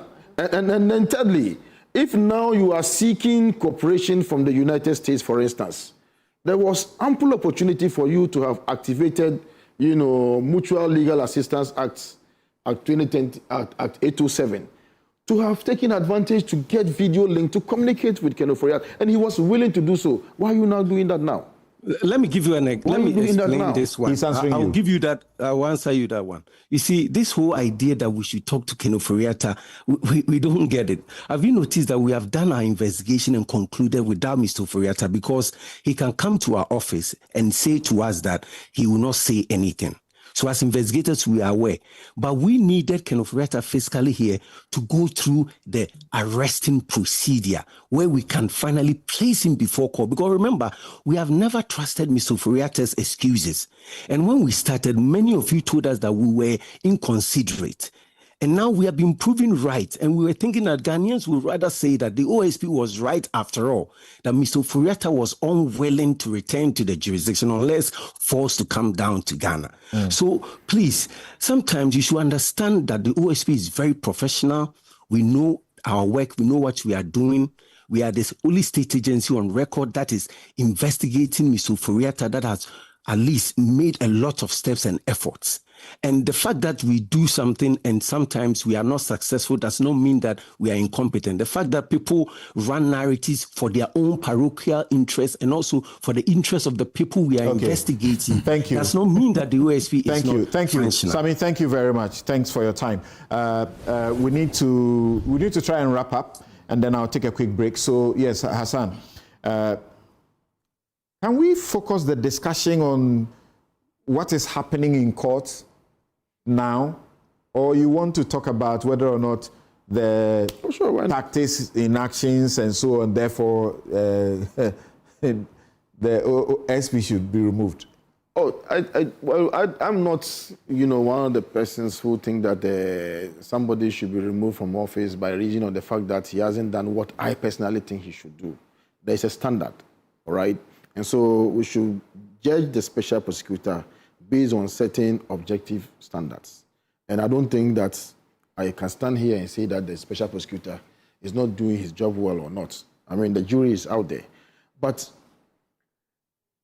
because Ken Ofori-Atta and the jury is out there, it's you people who are feeding the public out there. And depending on what you say to judge the OSP. Ken Ofori-Atta first accused and Sakori second accused. It appears that without the two of them, this trial will not happen. And I think that is completely misplaced, assumption. And it would appear that the 6 other persons are more or less canon folders or dispensables. The 6 others expendables. I mean, people are just adding them. The real target is Ken and Ernest Sakori, and these ones have just been added to. Otherwise, if there is a belief that they have equally committed offenses which are germane to the investigation, then the prosecution can continue. Okay. Without necessarily having Ken Ofori-Atta. All right. Any quick comment before I take a break? Dr. Arthur Kennedy, any quick comments? Yes. I think, though, that the Office of Special Prosecutor could still have arrested Mr. Ken Ofori-Atta and then asked that his travel be prevented by a court after the arrest. I know that they arrested Professor Frimpong Boateng very quickly before they released him on bail, so they could have done the same thing. Professor Frimpong Boateng had attended to their office. Then they placed him on arrest. That's my point. Yeah. That's my point, that they have arrest powers. You just made my point, that they could have done that and then gone to court to say that they could release him on bail, but his travel documents could be seized. So they had options. I also think that it will seem that despite the explanations, the Office of OSP does not seem to take on board the fact that maybe things could have been done a little differently. I'm sure they are working hard, but it will be helpful to be humble. But of all this, we haven't put on the table the fact that I think the public has risen to be skeptical because the OSP during the early part of his tenure, had a more cordial relationship with the Nana Akufo-Addo government. And I think that changed. There was a time when it seemed to be working in tandem with the government, had a very good relation with the Attorney General. And I think that changed. So that has also affected the perception. But I think, though, that this is not a lost cause. Sounds like they are doing some work, and I think that even if Mr. Ofori-Atta is convicted and doesn't come to Ghana to serve any term, the opprobrium should serve as a warning to others, and I am sure that he will feel embarrassment. So the case should go on, but I think that for the office of the OSP to say this is going on at record pace indicts the whole system. Justice delayed is justice denied. These things should be speeded up so that innocent people should be cleared so they can go on with their lives. Thank you. And the guilty should be punished. Thank you. Theophilus. Yes, justice delayed is justice denied. Justice harried is justice buried. Yes, I agree, but I think that it appears from what Sami has said that a lot is being done. I can't understand why they didn't take the offer to interview the OSP by the Ken Ofori-Atta by video means. That would have satisfied the Electronic Communication Transactions Act, and that would have been that he's put on notice that there's an investigation ongoing. But I am gladdened that they are issuing a criminal summons and to get the charge sheet served on him. Did you think that they will not issue it? No. Did you think that after filing the charges, they won't issue the summons? No, my worry is whether it should have been done before filing the charges. Or could it be done before filing charges? They could be. If you read the act, it says that if you have reasonable cause, you could even approach the magistrate and do oral presentation. So that one, you don't need charge sheets. So if that is it, so they could have done that and would have gone this way. But perhaps they have looked at the situation that if they had gone that way. So let's educate the people. Yeah. Earlier they had gone for something of the sort. Like an arrest warrant, yeah, which they were using against him. Yeah. If you say that ahead of filing the charges, where the person is not around, they could have gone for a summons. What sort of summons would that be? The summons is to serve the charges. Yes, if they haven't filed charges, how could they go and get a summons? No, the Act 30 didn't say that file charges before. No, I'm talking about now. Where they got to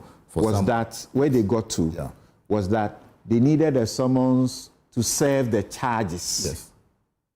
So if you don't file the charges, how do you serve it? No, how do you go and I said this earlier. Okay. That summons could be served by leaving the charges at the last. By leaving the charges. Yes, the charge sheet at the last place. But you are saying they could have gone before they go for the charge sheet. No. So you could have left it at the last known place, or before for somebody above 18 years, or could have posted it on the doorstep. So now that they are going for that, yes, we agree that it is not completely a lost cause. But my worry has only been the 78 counts. However, with the Sedina case, I think that we have a history. So perhaps they will be able to rope him. Yes, quick comment, Vicky. Yes, I mean, I also agree that it's not a lost cause. I guess, and I'm happy to hear all the work that they've been doing. Nobody's suggesting that the OSP is not working hard. We're just saying that, maybe certain things could have been done in a different way. I just have two questions in my mind. Now that, because the red notice, at least when that was in place, they knew where he was. Now that it's been redacted, he's free to move anywhere. So I'm not too sure how they're going to serve him. But then they are the investigators, so they'll have to locate him. But the world is a big place, so that's one challenge that may possibly. Okay. And then the question of assets, yes, they've traced the assets, but it doesn't mean that, there's no hold on the assets. So tracing them is great, but if you're not holding them, you may go back and update your list and find out that some of them are... No, once it is traced, you can't conceal. Okay. Yeah, you can't conceal. If the process is against you, the process is against you at the time you are concealing it, it won't work. Yes. Yeah. All right. But yes, hold on. One question to you. Do you know of any precedent of a trial in absentia in Ghanaian law where the person was not put in a court before the trial continued in their absence? You know of any? If you mention Sedina, if you mention Benjilo, all of them, they had been charged physically in the offices of the prosecutors and then taken to court, and then they bolted. I am thinking then the trial went on. I'm thinking about something I think happened under the PND. I think the former IGP, there was a case like that. Before we close, then the name might come. There's a difference in describing the suspect as being at large, right? Yeah. Okay. Quickly. Samson, I raised that because for many lawyers, when they are talking about, trial in absentia should have been the first thing to do once you don't find him, you will come to realize that we are going to face that's what a problem. That's what I said from the beginning. We're going to face a problem with that. That's what I said from the beginning. They will struggle to get that. I'm taking note of something very significant that is happening during this trial. And it's the fact that mugshots of the accused persons were taken. And the purpose for taking those mugshots as enshrined in law is to be able to identify them and let the whole world know in the event that they abscond. Now, in this instance, the people are standing trial. They have cooperated with the investigators. So I don't know what their mugshots are doing in the public. Okay, thank you. So it's a presumption of guilt. And, you know, when you do that, you shame the people, you embarrass them. So what if they go through this trial and then they are cleared, acquitted, and discharged? What happens? All right, thank you. So please. Thank you for raising that point. Thank you for raising that point. Some of these things. When Trump's mugshots were taken, he himself decided to put it up and display it in the Oval Office. We'll be right back after this break.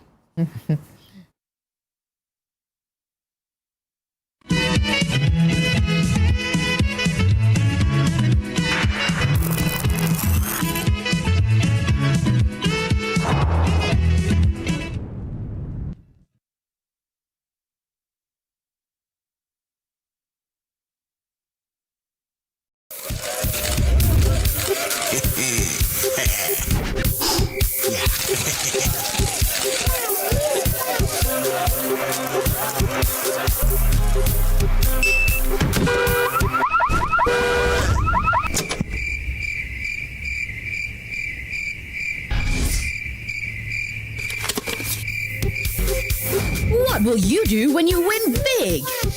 With over 2 million Ghana cedis up for grabs, transact more than 100 Ghana cedis with your Momo app, and you could win daily, weekly, and monthly cash prizes and 100,000 Ghana cedi grand prize. Bank transfers, POS, and third-party transactions also qualify. This promo runs in collaboration with the NLA on the Caritas Lottery platform. Terms and conditions apply. For decades, we have helped businesses connect with their trade partners all over the globe. From Ghana to Burkina Faso, Côte d'Ivoire, Benin, Togo, Senegal, China, Morocco, France, Netherlands, and many other countries. We have made it possible to bring Ghana to the world. We have brought small and medium businesses closer to their customers across the regions in Ghana with our SME support facilities. We have brought relief and smiles to the faces of families with our employee personal loans. With our cutting-edge technology and digital support, we take the burden of complex thinking off you, making life simple. That is who we are, as close as a partner. Bank of Africa. We are indeed the African bank with the global reach.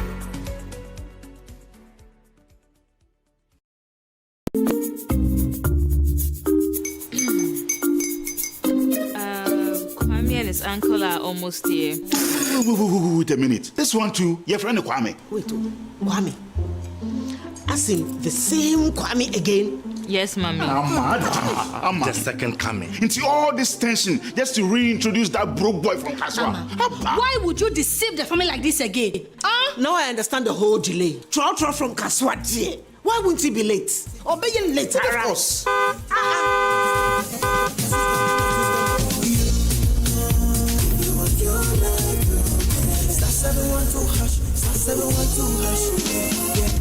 You go be the luckiest. Go be from your be luckiest. From not them cause she be luckiest. Yeah, you go be luckiest. No matter why you're luckiest. Everybody go be the luckiest. That's Kwamio! Send your goddamn boom! If you put it toy, so would the coming of the son of man be. Hey! Is that his car? Ha! Even now, your shadow the way designer. I use my own mouth to reject him. Oh, this is my mouth. Look at that. Pardon me, my son. Now, tell me the truth. How did this all happen? Oh, mommy, simple direction. Mr. Goodluck no change way. Yeah, man. Easy cry. Or dial *712#. The devil is a liar. He pricked his ticket and entered his lucky 5-digit number. How much baby? Oh, how romantic. And he followed the prompt, yes. And then boom, confirmation test. One quick, pick 5 numbers for me, okay? I'm feeling like 7. Dial *712#. Choose your ticket. Enter your lucky number. Follow the prompt and let destiny handle the You see how they love you now? Yo, baby, I'll find me payment before December. Maybe release a motivational bomb. Patapa, my super. This promotion is regulated by the NLA on the Caritas platform.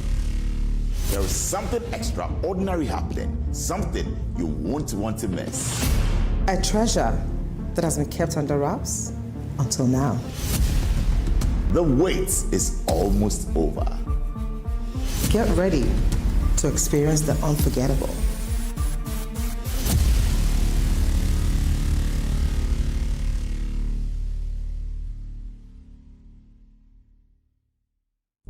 Let's talk hemorrhoids. Hemorrhoids are normal structures located in the anus of all mammals.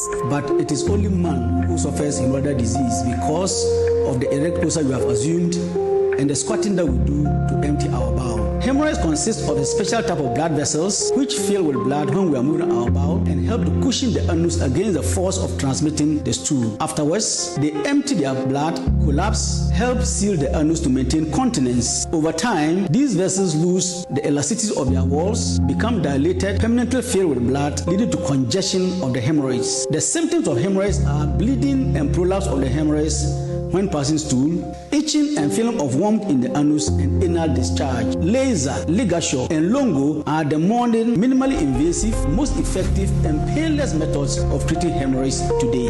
Winterba Hospital, first Ghana Colorectal Center, in to serve a peculiar health need.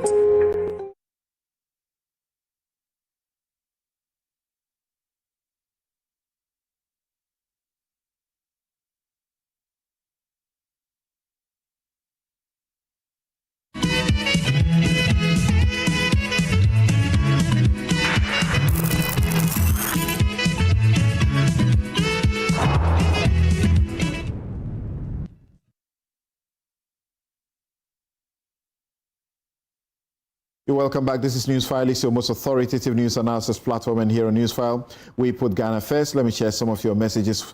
Then we proceed with the next installment of the matters we are discussing for you, and that's the about bail. So related, whether the Eoco is just being, lawless in the amounts of bail that it is giving.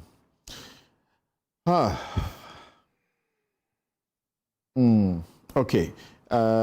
This one says that your plaintiff sigh when you uttered the phrase, this country, quote unquote, this country was not lost on me.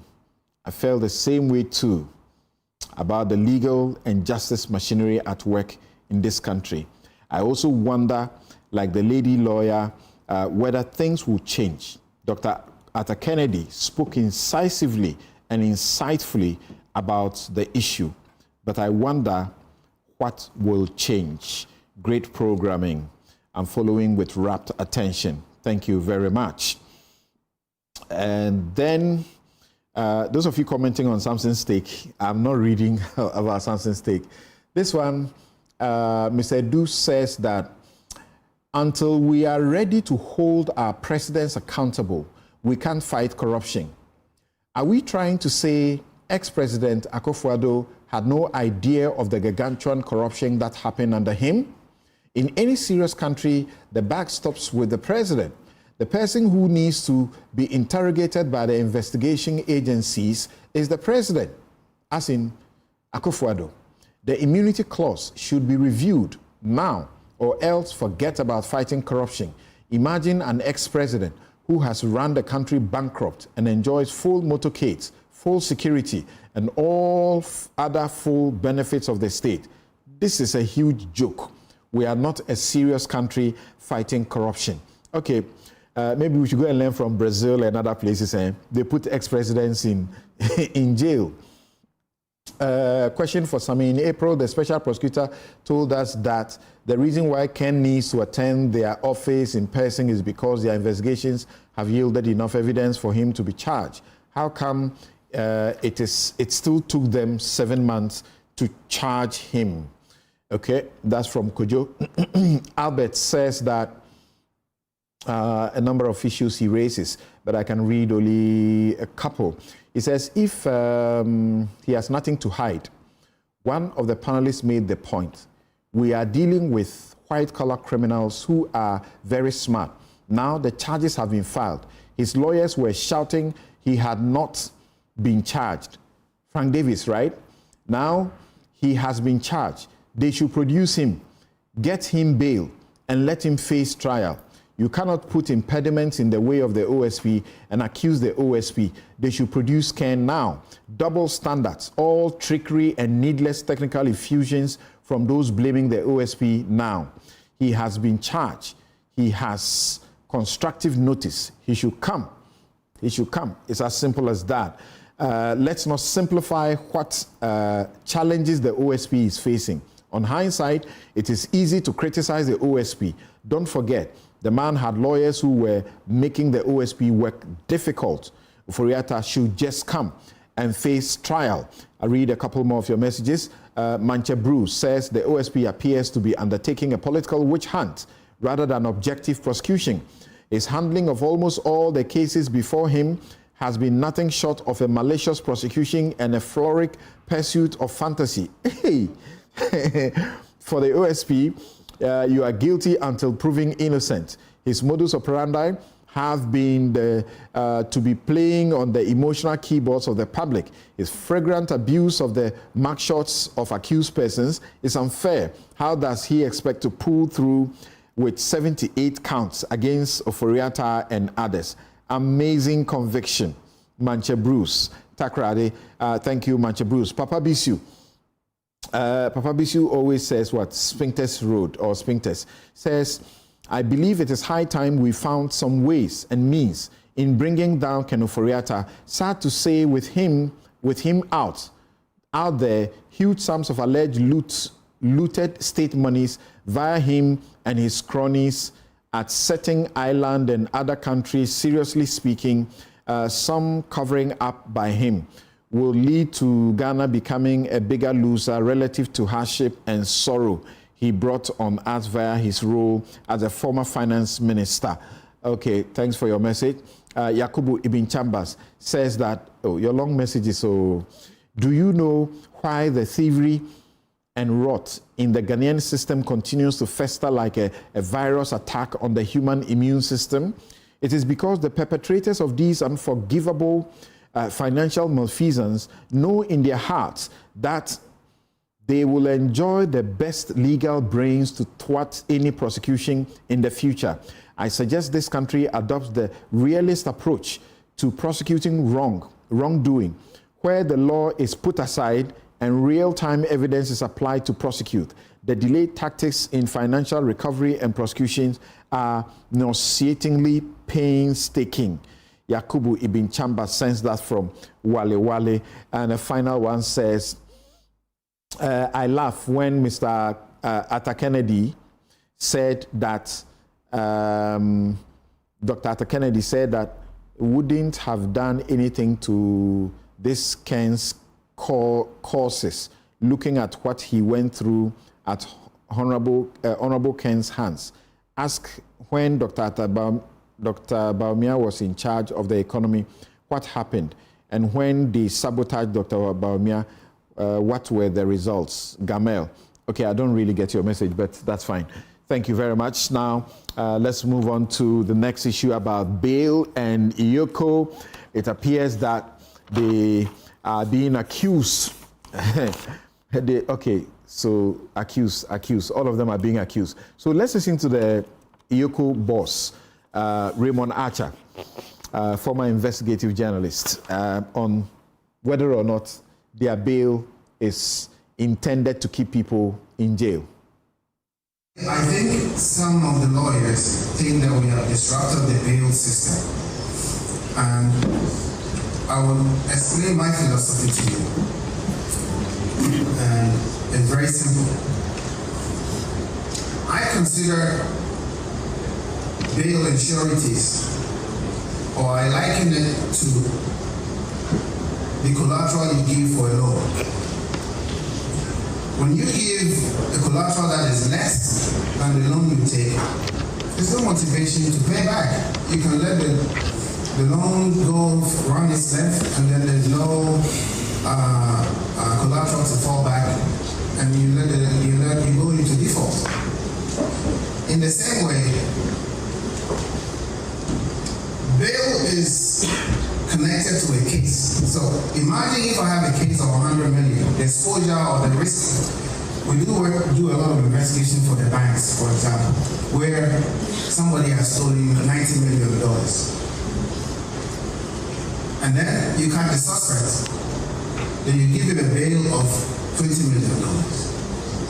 Now, like I told you, assume at every point that every criminal is at least above average income. The fact that he beat the banking compliance and everybody to steal that money tells you he's not your average Joe. So, as you know, some of the people who have been charged for millions of financial, mismanagement or corruption. For example, Kwabena Edu-Buahing in the National Signals Bureau's case, he was a former boss. The bail sum giving him was 80 million with two sureties. Alhaji Abdul Wahab of the NAFCO, 50 million. Bernard Enchibu-Esiako, the chairman, Wuntumi, 50 million. You had Charles Mensah, is in Niyama, Chatawale, he had 5 million, two sureties. Almost all the cases, they are looking for two sureties. Edwin Provençal, former boss, he 30 million, two sureties. And then you had the NSS, heads who were also arrested. And the courts are now reducing the bail sums for those who were not able to fulfill them. Some spent 2 weeks in jail, in custody, some spent less. Because it's difficult to come up with the fulfilling the conditions. Yes, Hassan, why are you guys, even in Parliament, you are raising this issue that bail is being used as punishment? Yes, I think that this matter again has been discussed on this same platform before. And the overwhelming view is that it appears that bail is now more or less being weaponized, being used as a weapon to oppress, suspects or persons of interest with some very onerous bail terms and conditions. And I think that there has to be some kind of, realignment and regulated environment as far as bail is concerned. It has never been like this before, until just recently. And if you have observed, there are different agencies handling this kind of cases. You have the OSP, you have the Yoko, you have the NIB, and I think the CID as well. Most of the furore and indignation is directed at mostly Yoko. OSP, you will hardly find any instance where OSP will insist that somebody must be held in custody. And not many people have gone to OSP except maybe one or two that you hear about them in the public, especially with the exception of maybe Paul Adumochi because of who he is. And even that one, the bail conditions were not such onerous bail conditions. Now, what happened to self-recognizance bail? We're in this country for the 8 years that MPP was in power. Can you mention one person who was held in custody because he couldn't meet any bail conditions?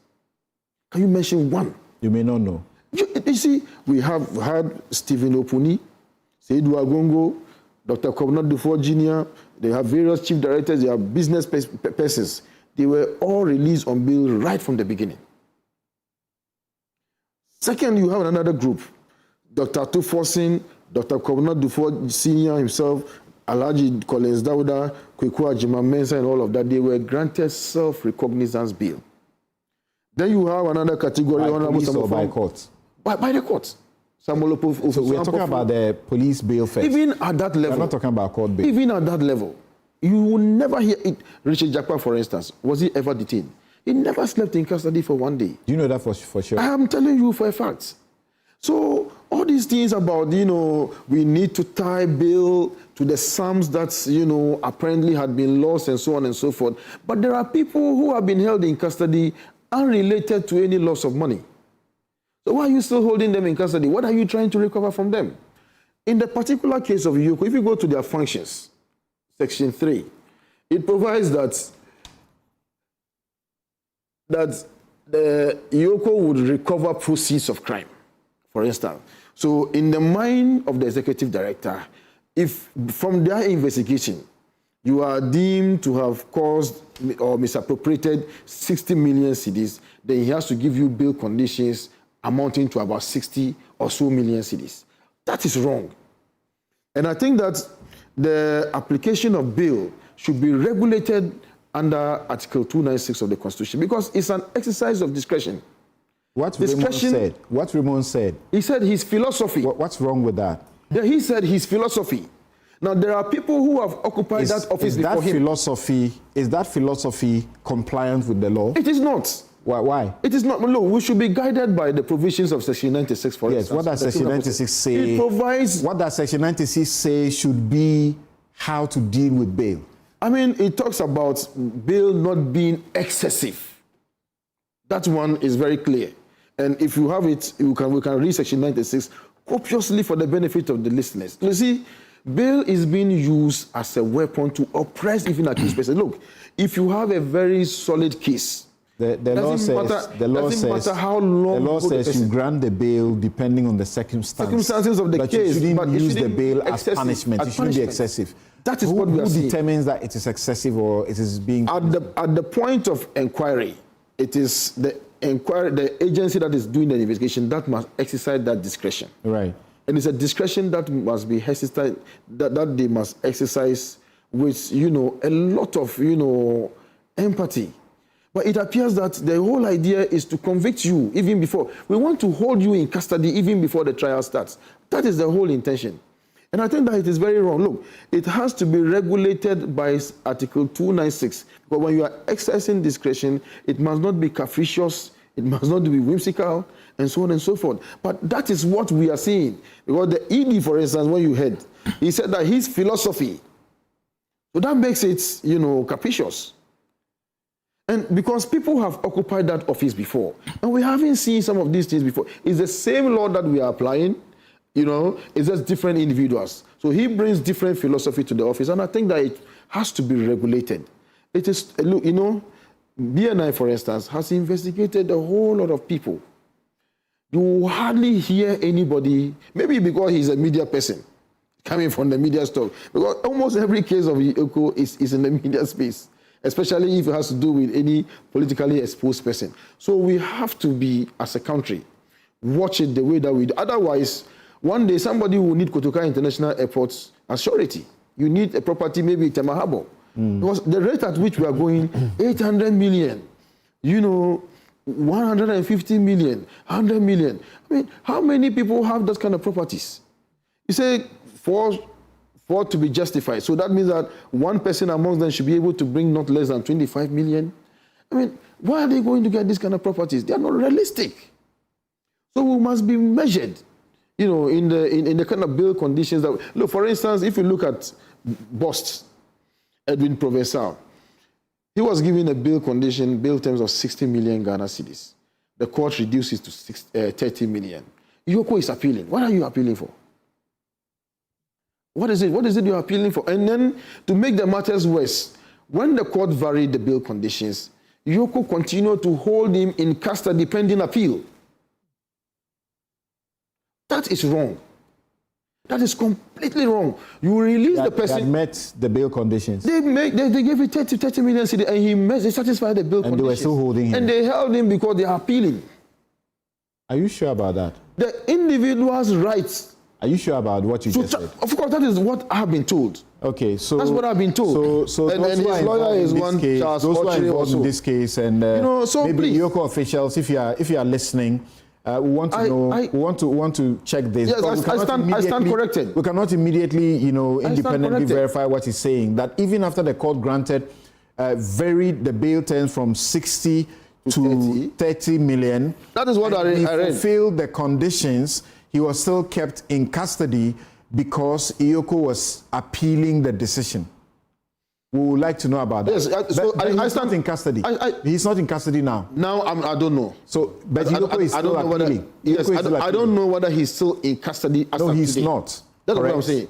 I'm not aware, but I read, that he has met the bail conditions. My question is that if he was being held because they were going to appeal. Yes.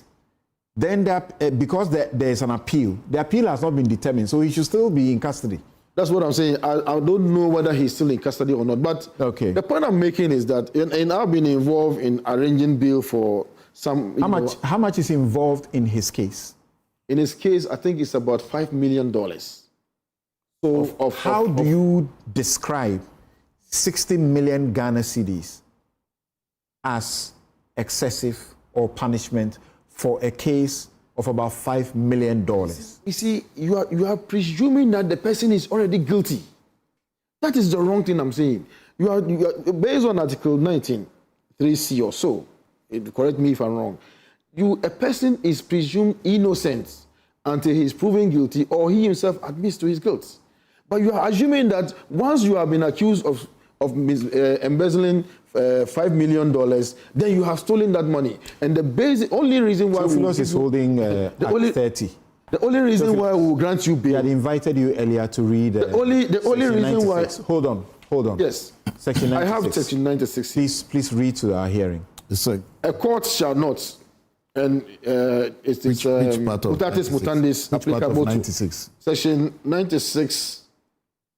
5. 4 rather. Yes. A court shall not withhold or withdraw bail merely as a punishment. And 5. A court shall refuse to grant bail if it is satisfied that the defendant may not appear to stand trial. That is 1. Or 2. May interfere with a witness or the evidence or in any way hamper police investigations. C. May commit a further offense when on bail. D.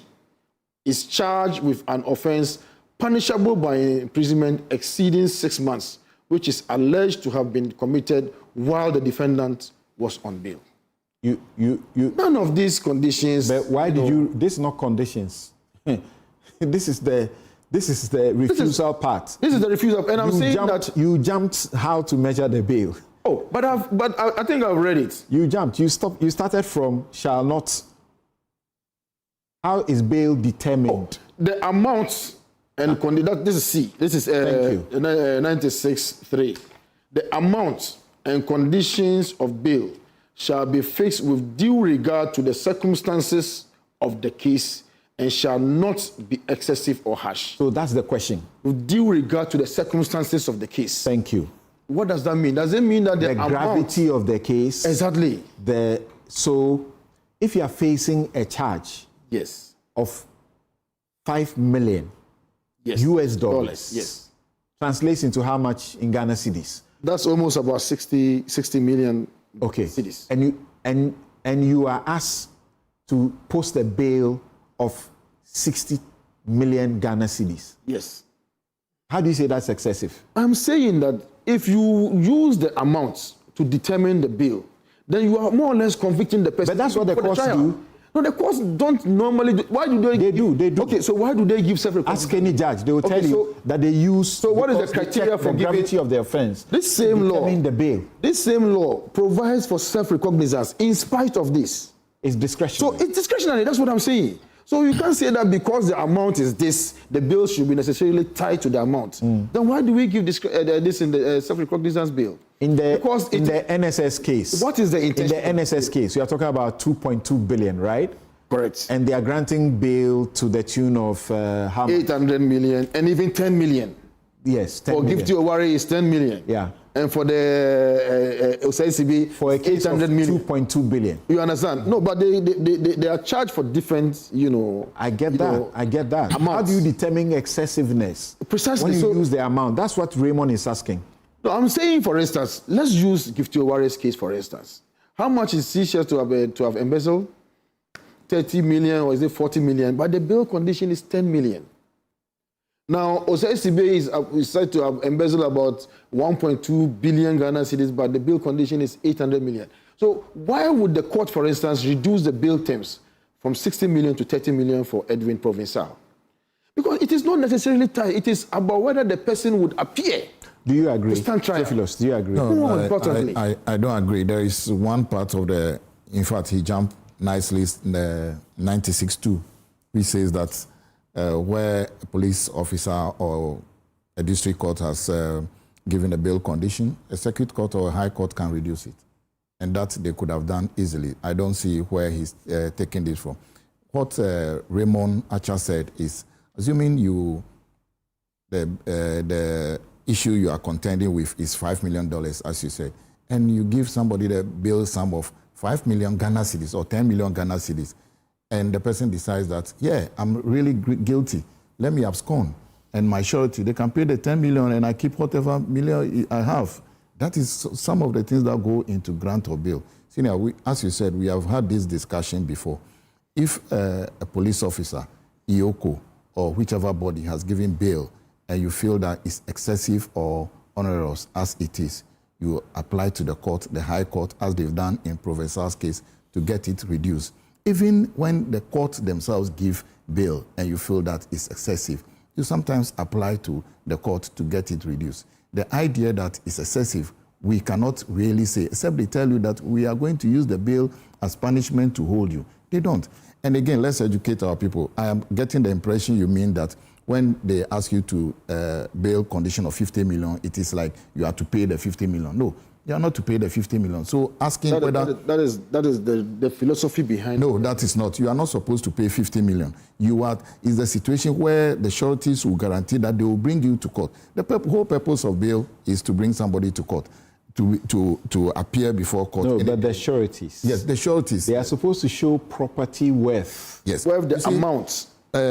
Sina, I don't know whether you've heard that when a certain judge, she's now in the Court of Appeal, she says unless she specifies the type of surety, she's not asking even for landed property. So you could go on to challenge or ask whether they really needed landed property in terms of the sureties. It could be to guarantee just by posting affidavit of surety to show that you are ready to, when the person absconds or is not ready to appear before court. We know that. Yes. Once the decision is that the surety is to be justified, yes, then you really will need the property worth that value.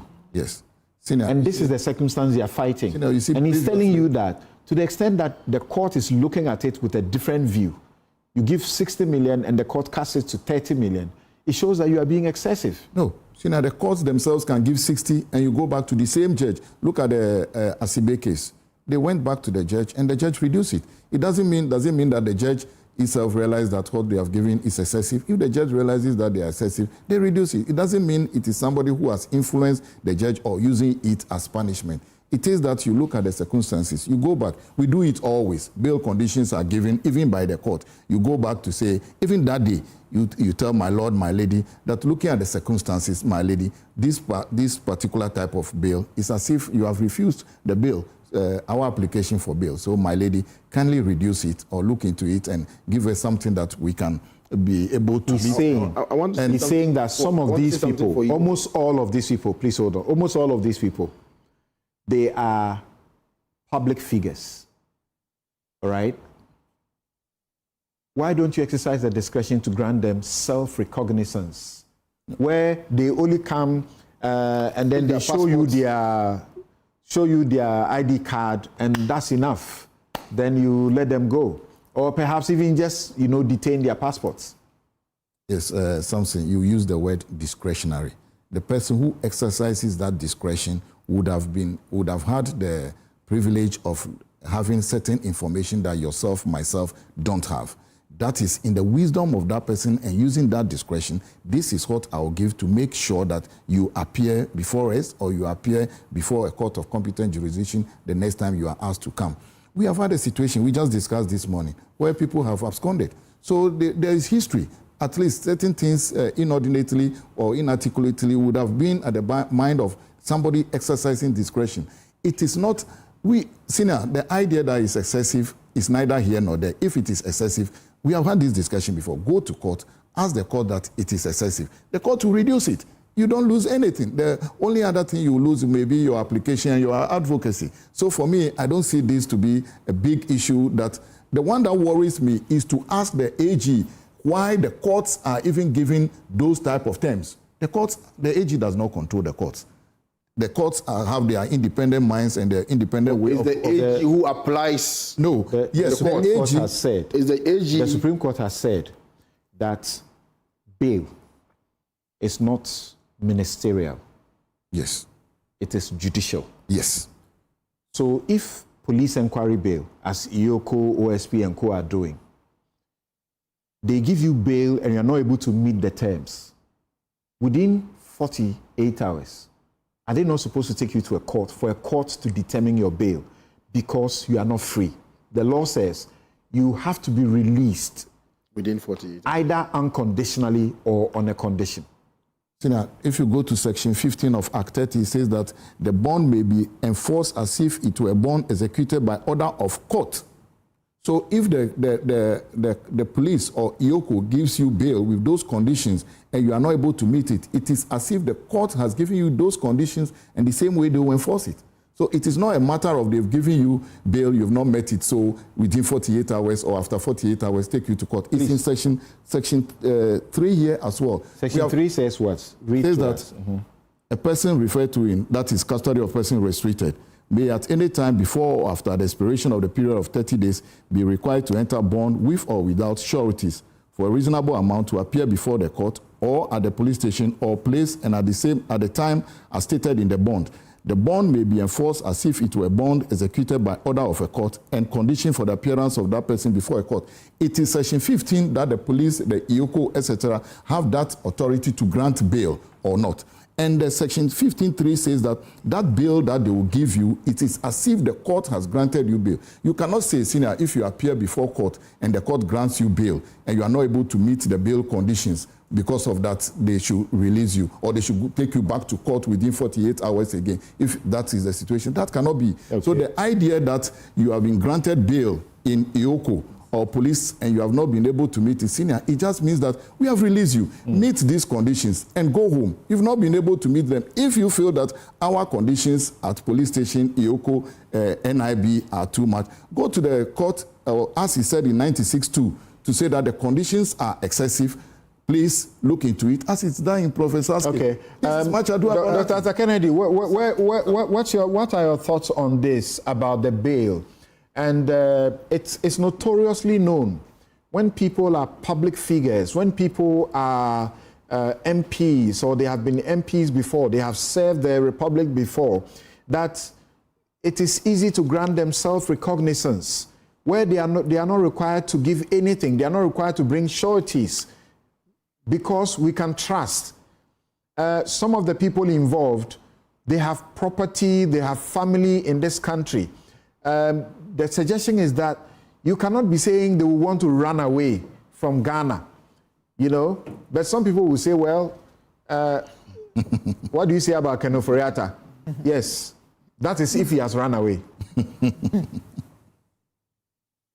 It's a complicated case, and there are good arguments on both sides.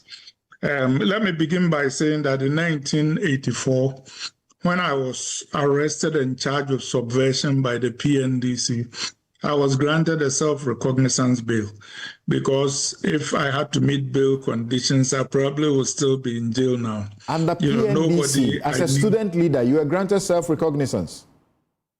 Yes, and I had to report every day to the police for 1 year, every morning. So I don't know why they can't do the self-recognizance bill. But having said that, looking at Ken Ofori-Atta and Sedinam and others, I think that the authorities have reason to worry that there are people who, if granted bail and the conditions are not stiff enough, may abscond. There are other things like maybe house arrest, wearing a monitor, and all those things that must be taken into account. But we don't have those in Ghana. We don't have those in Ghana. Well, it is technology. I mean, maybe we should talk to Dr. Baumia. Okay. I think, though, that... By the way, do you support we should worry about the exercise of discretion. Because, for example, if we have the head of Yoko say, in my mind, this is how bail conditions should be, and then you go and a judge has a different perspective. I realized that during his confirmation hearing, for example, Chief Justice Bafuboni, congratulations, said something about the sentencing of Atai, which showed the exercise of discretion that should trouble all of us. I think that discretion in the granting of bail and others should be attended by clear guidelines that will limit the abuse of the discretion, if even innocently. I believe that when you look at our Constitution and you look at something like Martin Peby versus Attorney General, and then you go to US and look at cases like US versus Salermo and then Stark versus Boyle, it is very clear that the purpose of bail is not punitive. It should just ensure that the person will show up in court.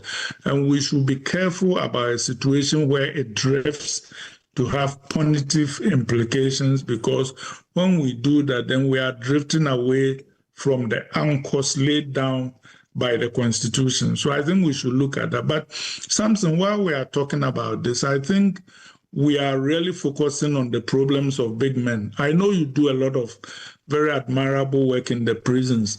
There are a lot of anonymous people who rot away in jail when, in effect, they should be out because they have nobody. You know, we just put them on remand. They don't have lawyers. They don't have anything. And sometimes 3, 4, 5 years later, you go and they are still sitting in jail. I think that maybe we should broaden this discussion, because their liberty should matter just as much as those of the big men too. That's right. That's right. Okay. Samson. Yes, Vicky. Yoko has done something I need to put on record. So we say that normally their bail terms are excessive. There is one particular instance where their bail conditions were much lower than the bail conditions of the court. I need to put that on record. And that is in the case of Republic versus Abdul Hanan and the wife. Yoko gave 50 million for him and 30 million for the wife. But the court gave 100 million for Hanan and 50 million for the wife. So this is just one instance where I've seen that discretion has been much lower, but on almost every occasion. And I think I have to commend them. Maybe they did it because some interventions were made, and they probably saw a member of the Constitutional and Legal. So they gave 50, and the court increased it to 100. To 100. You understand? And this is based on the facts of the case, because post-investigation, the facts probably, have, led to a lot. Thank you, but I really need a confirmation that Provençal has met his bail conditions and yet he's within Eoco cells, because I think by Wednesday, by Wednesday we knew that he has still not been released by Wednesday, so we need to know what is happening. And the party people had, gone there demonstrating that he should be released. We should know. If he has met his bail conditions, I doubt. How does that work? That he's met his bail conditions and he's still being kept there. I doubt that will work. Yes, Vicky, so what do you say? Let's get answers to that. Excessive bail conditions? Yeah, I think, all the arguments have been advanced, so I'm not going to say much on it. The most important thing is that Yoko has a job to do. We all support Yoko in exercising its mandate, but they have to do that within the rule of law and within the confines of the Constitution while respecting people's human rights. I think that's the fundamental point. So bail should not really feel like it's a punishment before trial. And that's what we're all kind of kicking up against. And for me, the bigger danger really is if we continue in a certain direction, and I'm not suggesting they are or anybody is, but if we do continue in a certain direction, it could set a bad precedent, and if that happens, then human rights violations can become normalized without we even realizing that that is the idea of the bail in these cases is that there is no incentive for you to run away. To run, yes. And I know that the main purpose of bail is to make sure you show up. Correct. So if you think about it in that terms, yes, but it's not.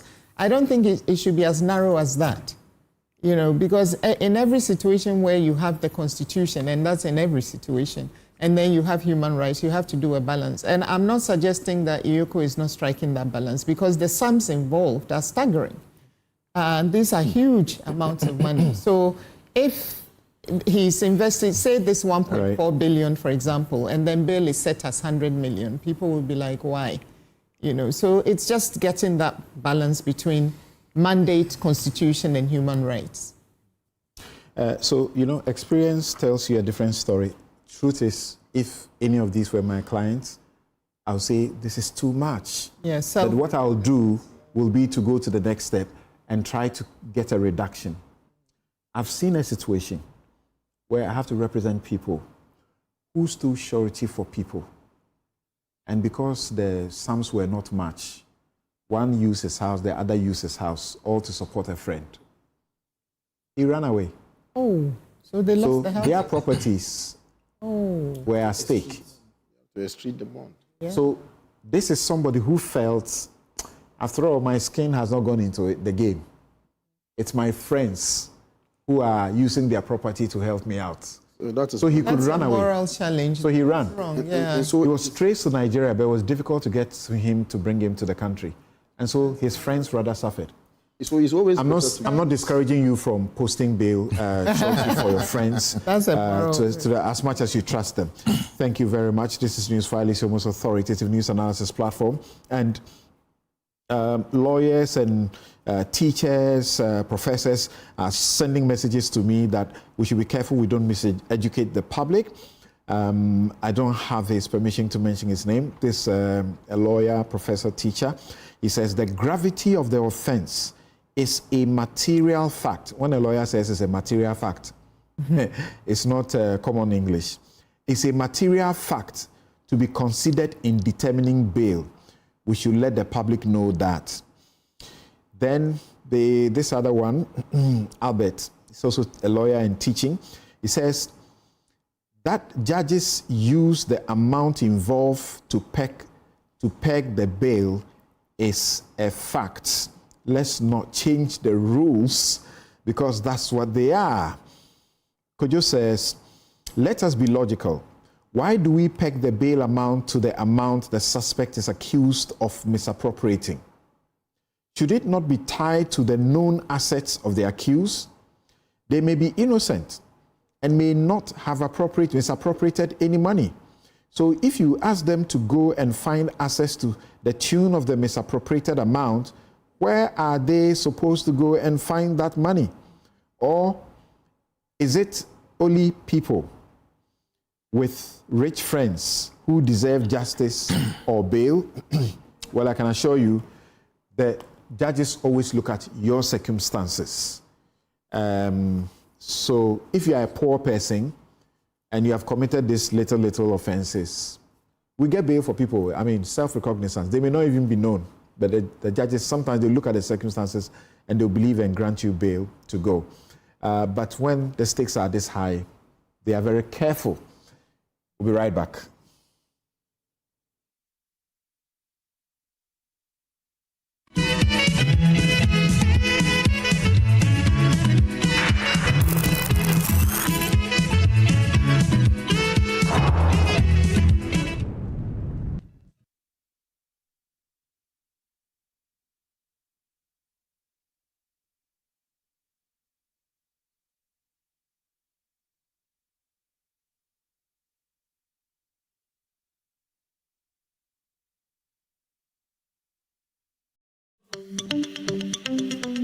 Good business means seeing the possibilities and maximizing opportunities. Making sure you have a responsive support system backs your business goals. A partner that gives you a stable platform with reliable connectivity and seamless solutions, and better understands the tools required to take you to the next level.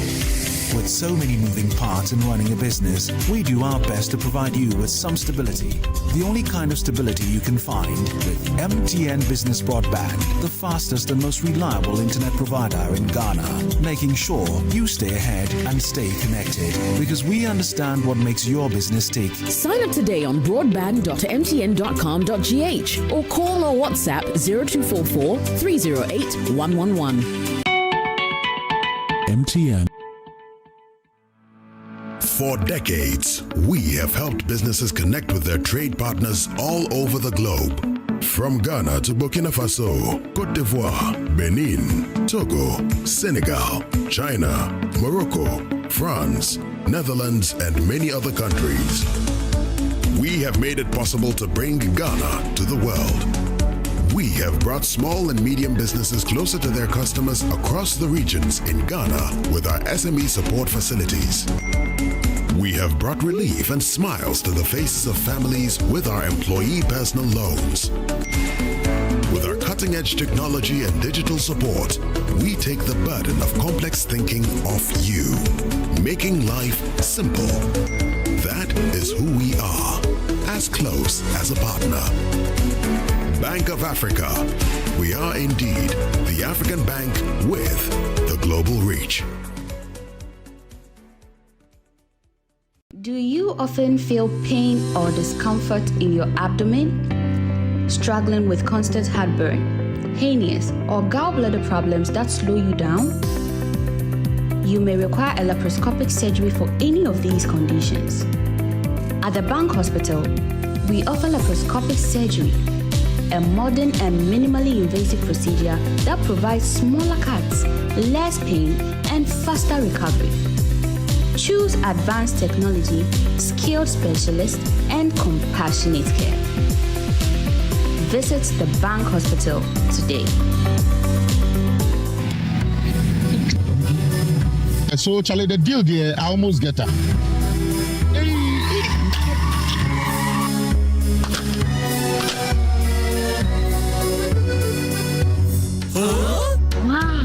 Sintex pipe, as tough as it can get. You're so sorry with your back, sorry. Oh, what are you was a thing? What the cat never won. Hey! Now I'm pipe. Between the fire and carbon. Hey, madam, pipe menu. Hey, Sintex pipe. Me tono, omo catch am say no dem pa. Say ye fie, say ye foam. The pipe we bia e ye ne gam. Sintex pipe. Why leaky? Come, madam. From today, Sintex pipe in my pipe. No 2 ways. When you know, pipe ben abe use. SINTEX pipe. Sintex pipe.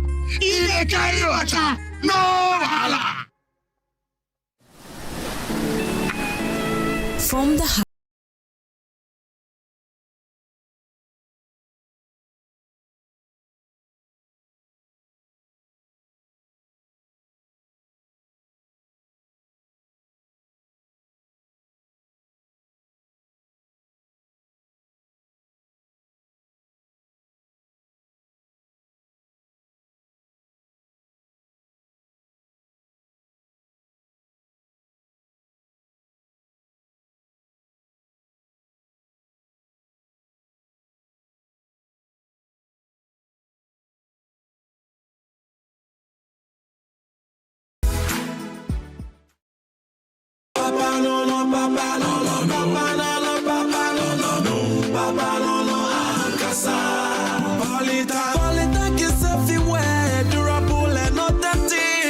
Stronger brand you can trust. Polytank, we get some more Rambo and get some more super. And the Poly challenge we did. Polytank, Apano, Asa.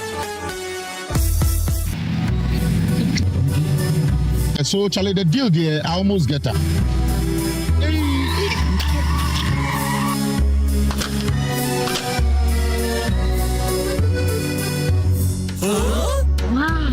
Sintex pipe, as tough as it can get. You get so sorry with your back, sorry. Oh, what you was that thing? What the cat never want me with your Hey! Na ampai. Between the fire and carbon. Hey, madam, pipe menu. Hey, Sintex pipe. Me tono, omo ka tell me say no ho den pa. Say ye fie, say ye foam. The pipe we bia eye ne gam. Sintex pipe. Why leaky? Come, madam. From today, Sintex pipe in my pipe. No two ways. When you know, pipe be na be use. Sintex pipe. Sintex pipe. Ile carry water. No hala. In a world where everything is connected, your business's security is only as strong as its weakest link. The growing threat of cybercrime has become an unescapable reality. In 2025 alone, the projected cost of cybercrime is expected to grow to $10 trillion globally, with small and medium businesses disproportionately targeted. Cyber threats have become increasingly sophisticated, widespread, and invisible, placing unequipped organizations at risk of massive damages in a matter of seconds. Meet Virtual InfoSec Africa, Ghana's Tier 1 certified managed security service provider. Our AI-driven managed security services empower businesses with faster, smarter, and more proactive cyber protection. We don't just monitor threats, we predict, prevent, and respond 24/7. At Virtual InfoSec Africa, we deliver bold and cost-effective cybersecurity solutions tailored to your organization's size and complexity. Whether you're a startup or a national institution, our services scale with your needs. We offer 24/7 SOC monitoring, early warning threat intelligence, managed detection and response, digital forensics and incident response, and predictive analysis and threat hunting. From endpoint protection to dark web forensics, we secure every layer of your digital ecosystem. Why wait for a breach to act? Join the ranks of high institutions who trust Virtual InfoSec Africa to secure their future. Start your 3-month free trial of our early warning threat intelligence platform today. For more inquiries, contact 055-689-2086 or visit our website at www.virtualinfosecafrica.com. From across Africa, they come with dreams. At Academic City, they find purpose. I am from Nigeria, studying computer science as opening my mind to the world of innovation.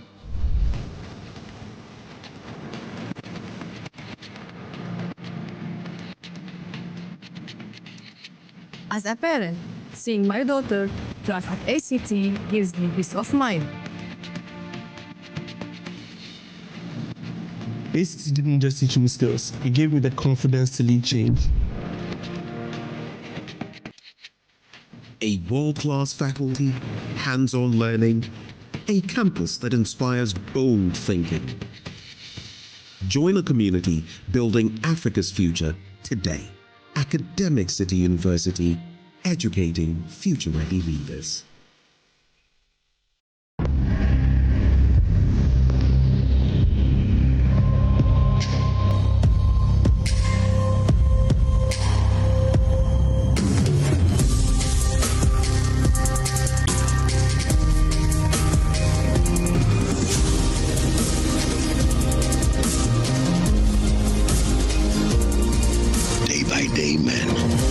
elegant and refined.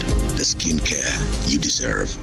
Dream. Excellent furnishing in a real estate business is a great deal for survival. My struggles as a young estate developer were cut short when I discovered Fernart Ghana. With quality furniture made from the finest woods and amazing after-sale service, Fernart Ghana changed my story with every single home I built. It's a one-stop shop that serves the interests of clients with a variety of living room and dining sets, solid wood kitchen installations, wardrobes, doors, cabinets, beds, pergolas, floor parquets, and many other wooden products that will last a lifetime.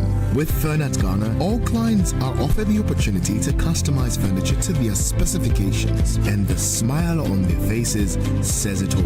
Thanks to Fernat, now your home can look beautiful with furniture that would last for generations. Visit Fernat Ghana today and share my story. Locate us at Yaniba Estate, Osu, Accra, or call 0303 966085 or 055 278 4097. Think wood, think Fernat.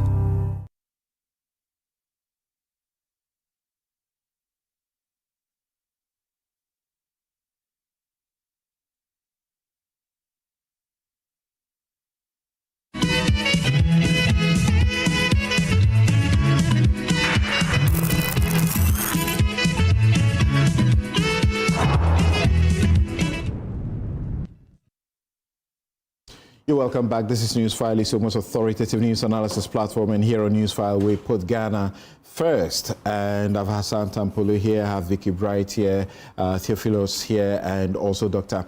Arthur Kennedy is on the line. Now, you are very familiar with this situation where NIMOS is going around the country, and they themselves are getting, into trouble. They are being beaten around the place, and now they are dying. They don't appear to be as equipped as will be required. But now we're told that the president has told us that cabinet has approved a bill for public tribunals. And these tribunals are going to be dedicated to the Galamsey prosecutions. The question we are asking, the army in the forest, is it really a question about tribunals? What difference will that make? Theophilos, what's your understanding of what these tribunals will do to change anything, if at all? Yes, my understanding is that we already have the tribunal system in our books or on our books, but their jurisdiction and what they are allowed to handle does not include the Galamsey situation we find ourselves in.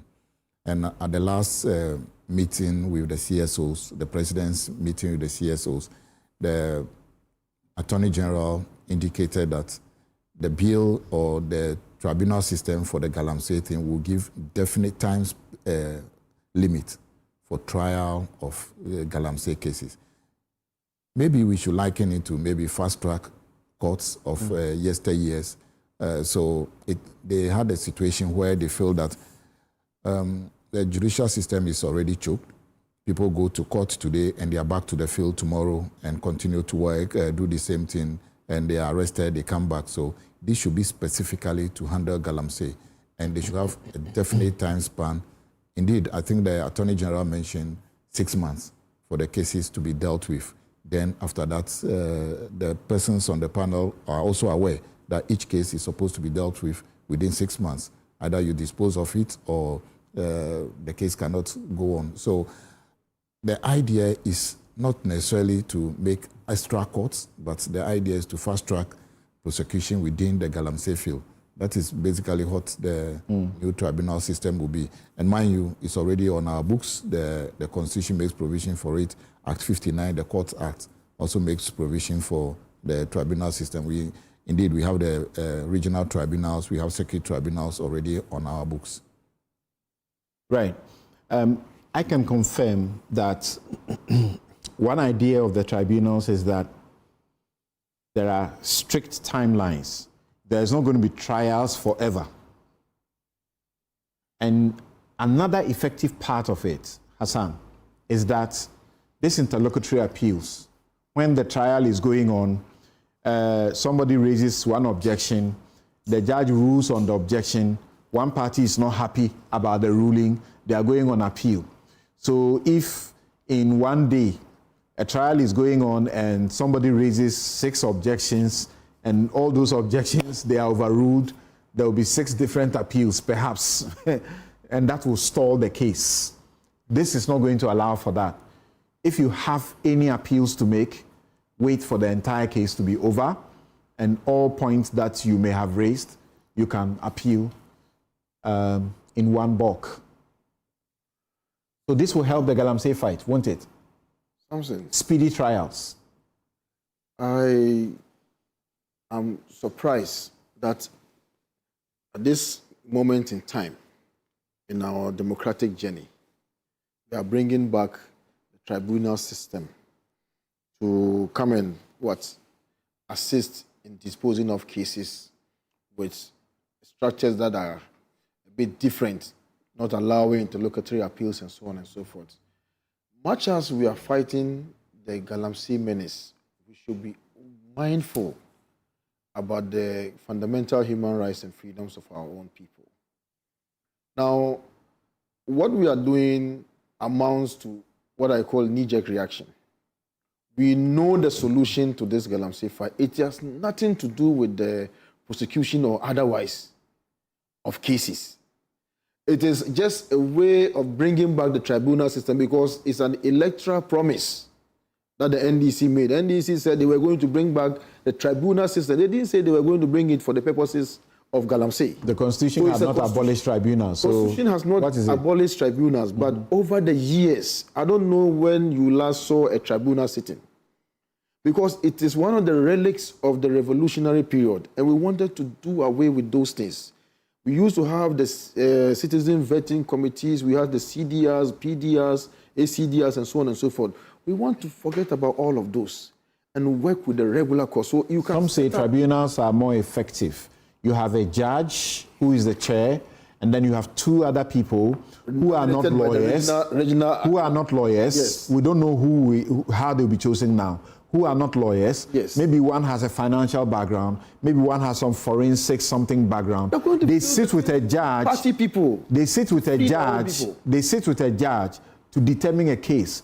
If you have a tribunal, for example, where you have a judge and you have somebody like, say, an auditor, say maybe, let's say you have Domelovo there, okay? Then you have some other person with some other experience sitting in there. Don't you believe that they will do a better job than one judge who knows nothing but just the black and white letter law?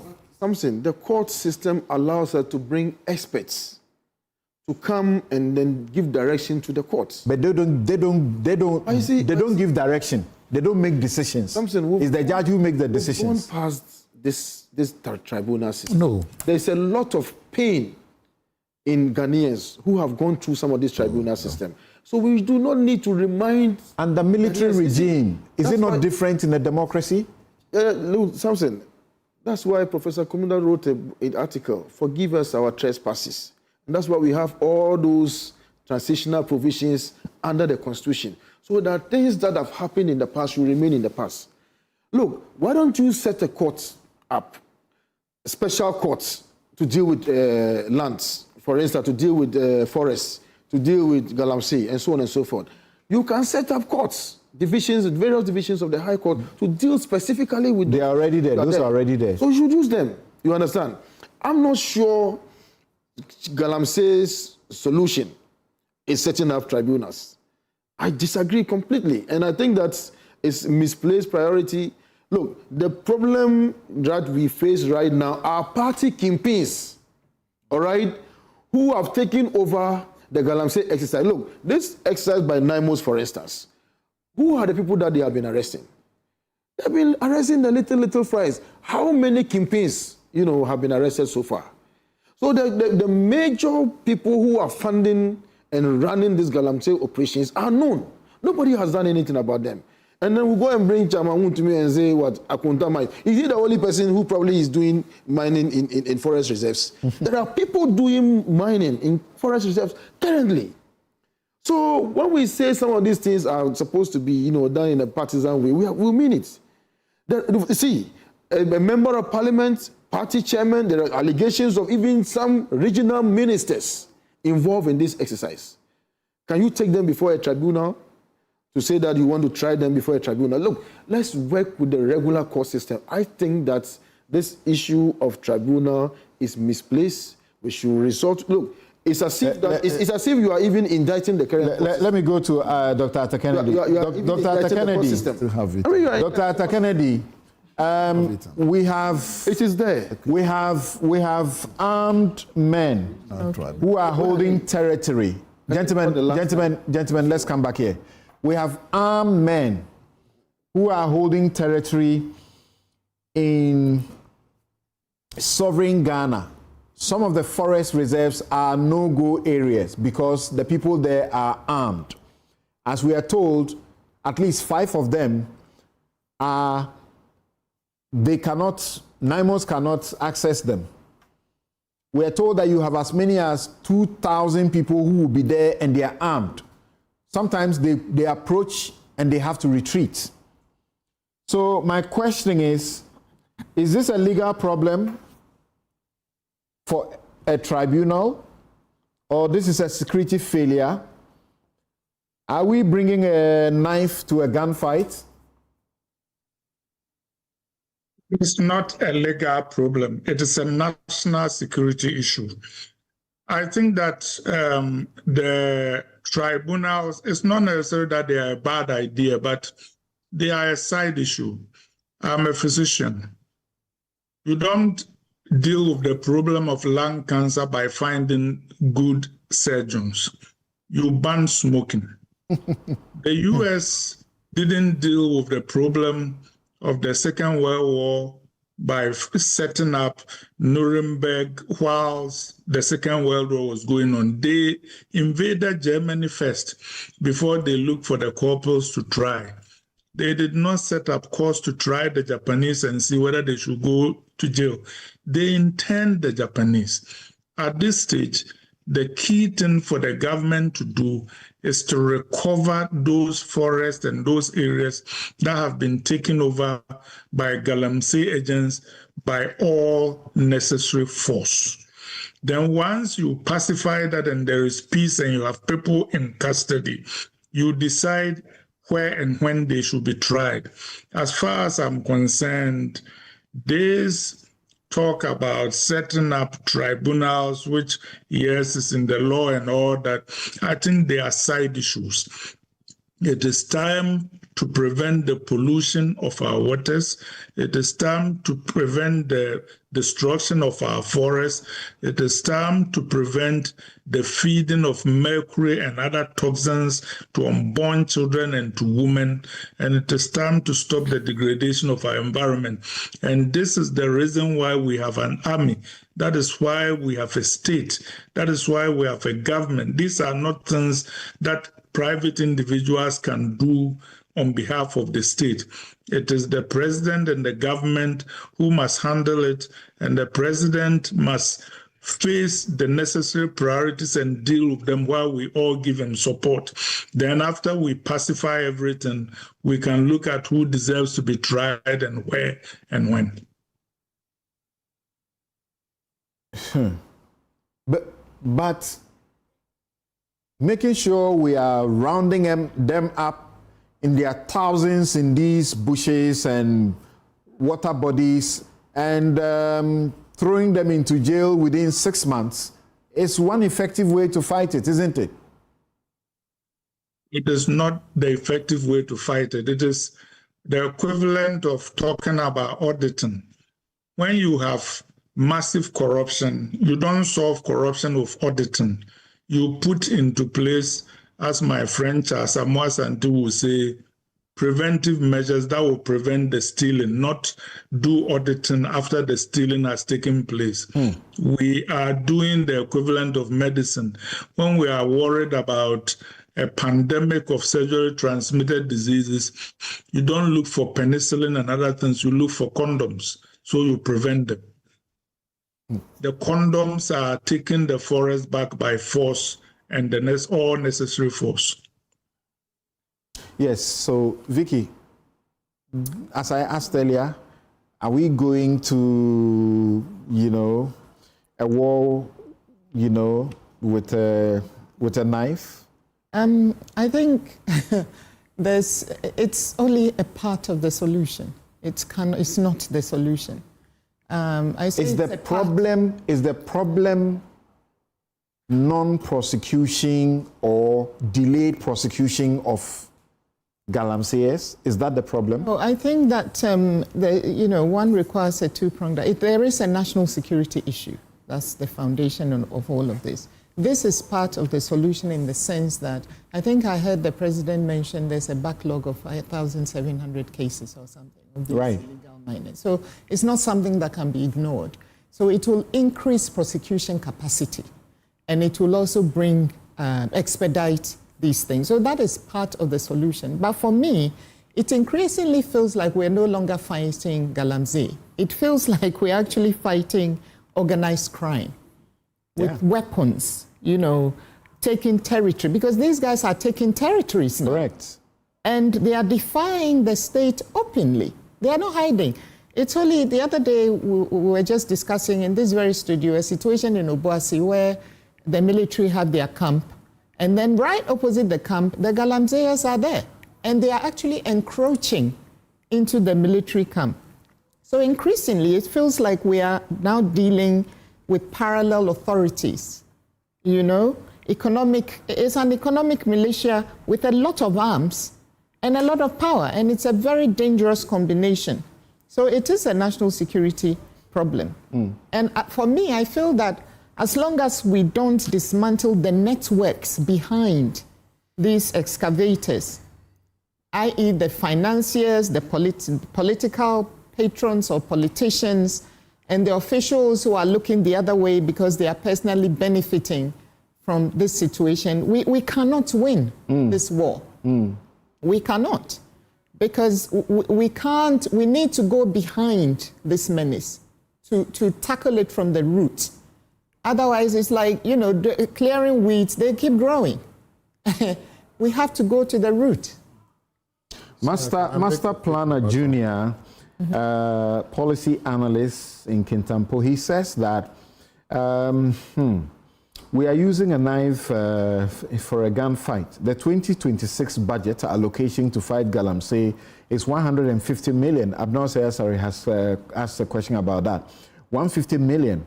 But 292 million has been allocated to purchase sanitary pads. It is clear that the Galamsey fight is not a priority of the government. Rather, sanitary pads are. I'm not sure about the example you are using, though. Ghanaians are watching closely. So that's from Master Planner Junior. There's a professor who is very familiar with this area and is also worried. So he says that if I were the Natural Resources Minister getting into office, my first recommendation to the president will be redefine the scope and mandate of NIMOS, dissolve the fight to the grassroots, dissolve the fight to the grassroots, give all MMDAs, CEOs a standard KPI, failure leads to dismissal and forfeiture of central government funding, including water and forest protection directives. This is organized crime.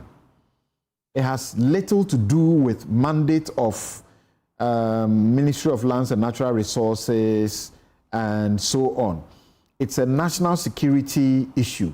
Therefore, the MMDAs must work with the security apparatus.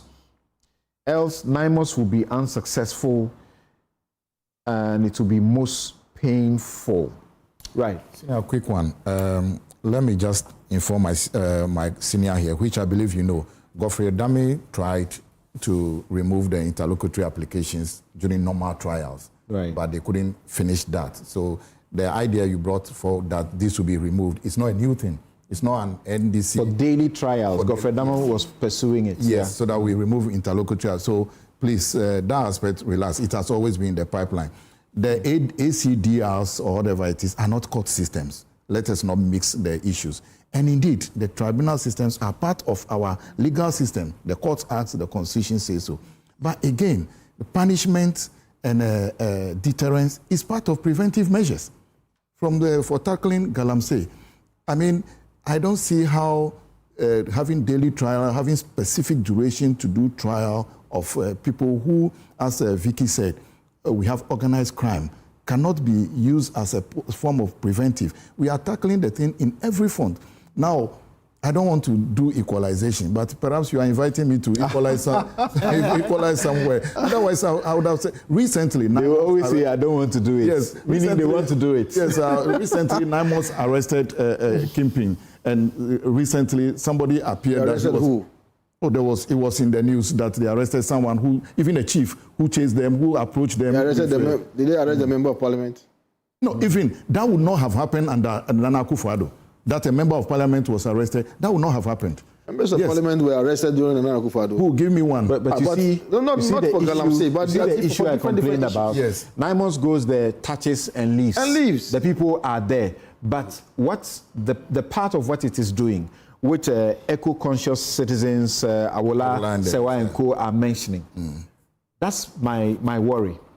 You go there, the people already have had a certain organized way. A few communities, they have an organized way of preventing Galamsey. We know certain chieftains where you can't do Galamsey there because the chiefs are strong and they disallow it. Like Domahini's place. Yes. Even Andiapia Kubi's It doesn't happen because the chiefs are in control. Now, Naimos has arrested some of these task forces and is prosecuting them for vigilante activity because they were caught with talisman and some guns. Those you want them to fight the Galamseyers with their bare hands? Yeah. You go to the community, you pick them, you do something small, you leave. The people return. And these people are there permanently. Why don't you find a way of helping them to do it properly? They just did that in Enchi. They arrested 10 of the people there and brought them. They were in custody for 10, almost 1 week. Samson. They went to court, they were denied bail. Look, we can sit in this studio and you never appreciate the Galamsey situation. I will appreciate. Just go to that area, Ayamfuri area, and drive from Ayamfuri all the way to the Dabuase area, and then you understand. Just one location. No, Samson, this business, it has nothing to do with tribunal. No. It is about declaration of state of emergency. No. Declaration of state of emergency will send a heightened, indication. Yeah, let's be careful that the government is ready. Let's be careful. The president said we are not ready for. Let's be careful about. We are ready. Because you told us that we will come and state of emergency. Why haven't you done that? Why didn't you do it during your time? So now you are in charge. Why are you still blaming us? Let me acknowledge you are still blaming us. Those who are paying for us. You are still blaming us for not declaring state of emergency when you are in power. 11 months in power. Raise our efforts. As strong as a group and close as a partner. MTN everywhere you go. Ashesi University, educating ethical and entrepreneurial leaders for Africa. Robert & Sons Optical Services, your comprehensive eye care service provider for 33 plus years. My Way Insurance. Dial *165# on MTN to join My Way today. Sintex stands. It's strong, it's tough. Activa International Insurance. Our clients are passion. International Facilities Management Association. They are proud to be associated with your most authoritative news analysis platform, Newsfile. Safari Valley Eco Park. It's Christmas, it's coming. That's a place you must give your family and friends the best of Christmas, bringing you closer to nature. Valex Lease, your official affordable documents management solution, and Gold Board Jewelry. Pure, precious, proudly Ghanaian. And my outfit, if you're looking for the best kaftans, go to Habil's Couture. And in this Christmas, they have some discounts for you. So call 0200 84 1988. 0200 84-1988. My guests have been Victoria Bright, international corporate lawyer and entrepreneur. Hassan Tampuli is MP Gushon and Deputy Ranking Member, Constitutional and Legal Affairs Committee of Parliament. Theophilus Jomega Junior is lawyer, engineer, and member of the NDC National Communication Team. Dr. Arthur Kennedy is physician and political activist. You know him just too well. Thank you all very much for your company. And Dr. Kweku Enchibuesiakon, the former head of the cybersecurity outfit of the Republic of Ghana, wants me to let you know that he's launching a book titled The Republic, A Professional Journey, Ghana's Cybersecurity and the Making of a Role Model Country. It's on the November 25, 2025 at 6 p.m. at the British Council Ridge. President Kufuor will be there, and I also will be attending. Good afternoon. See you there.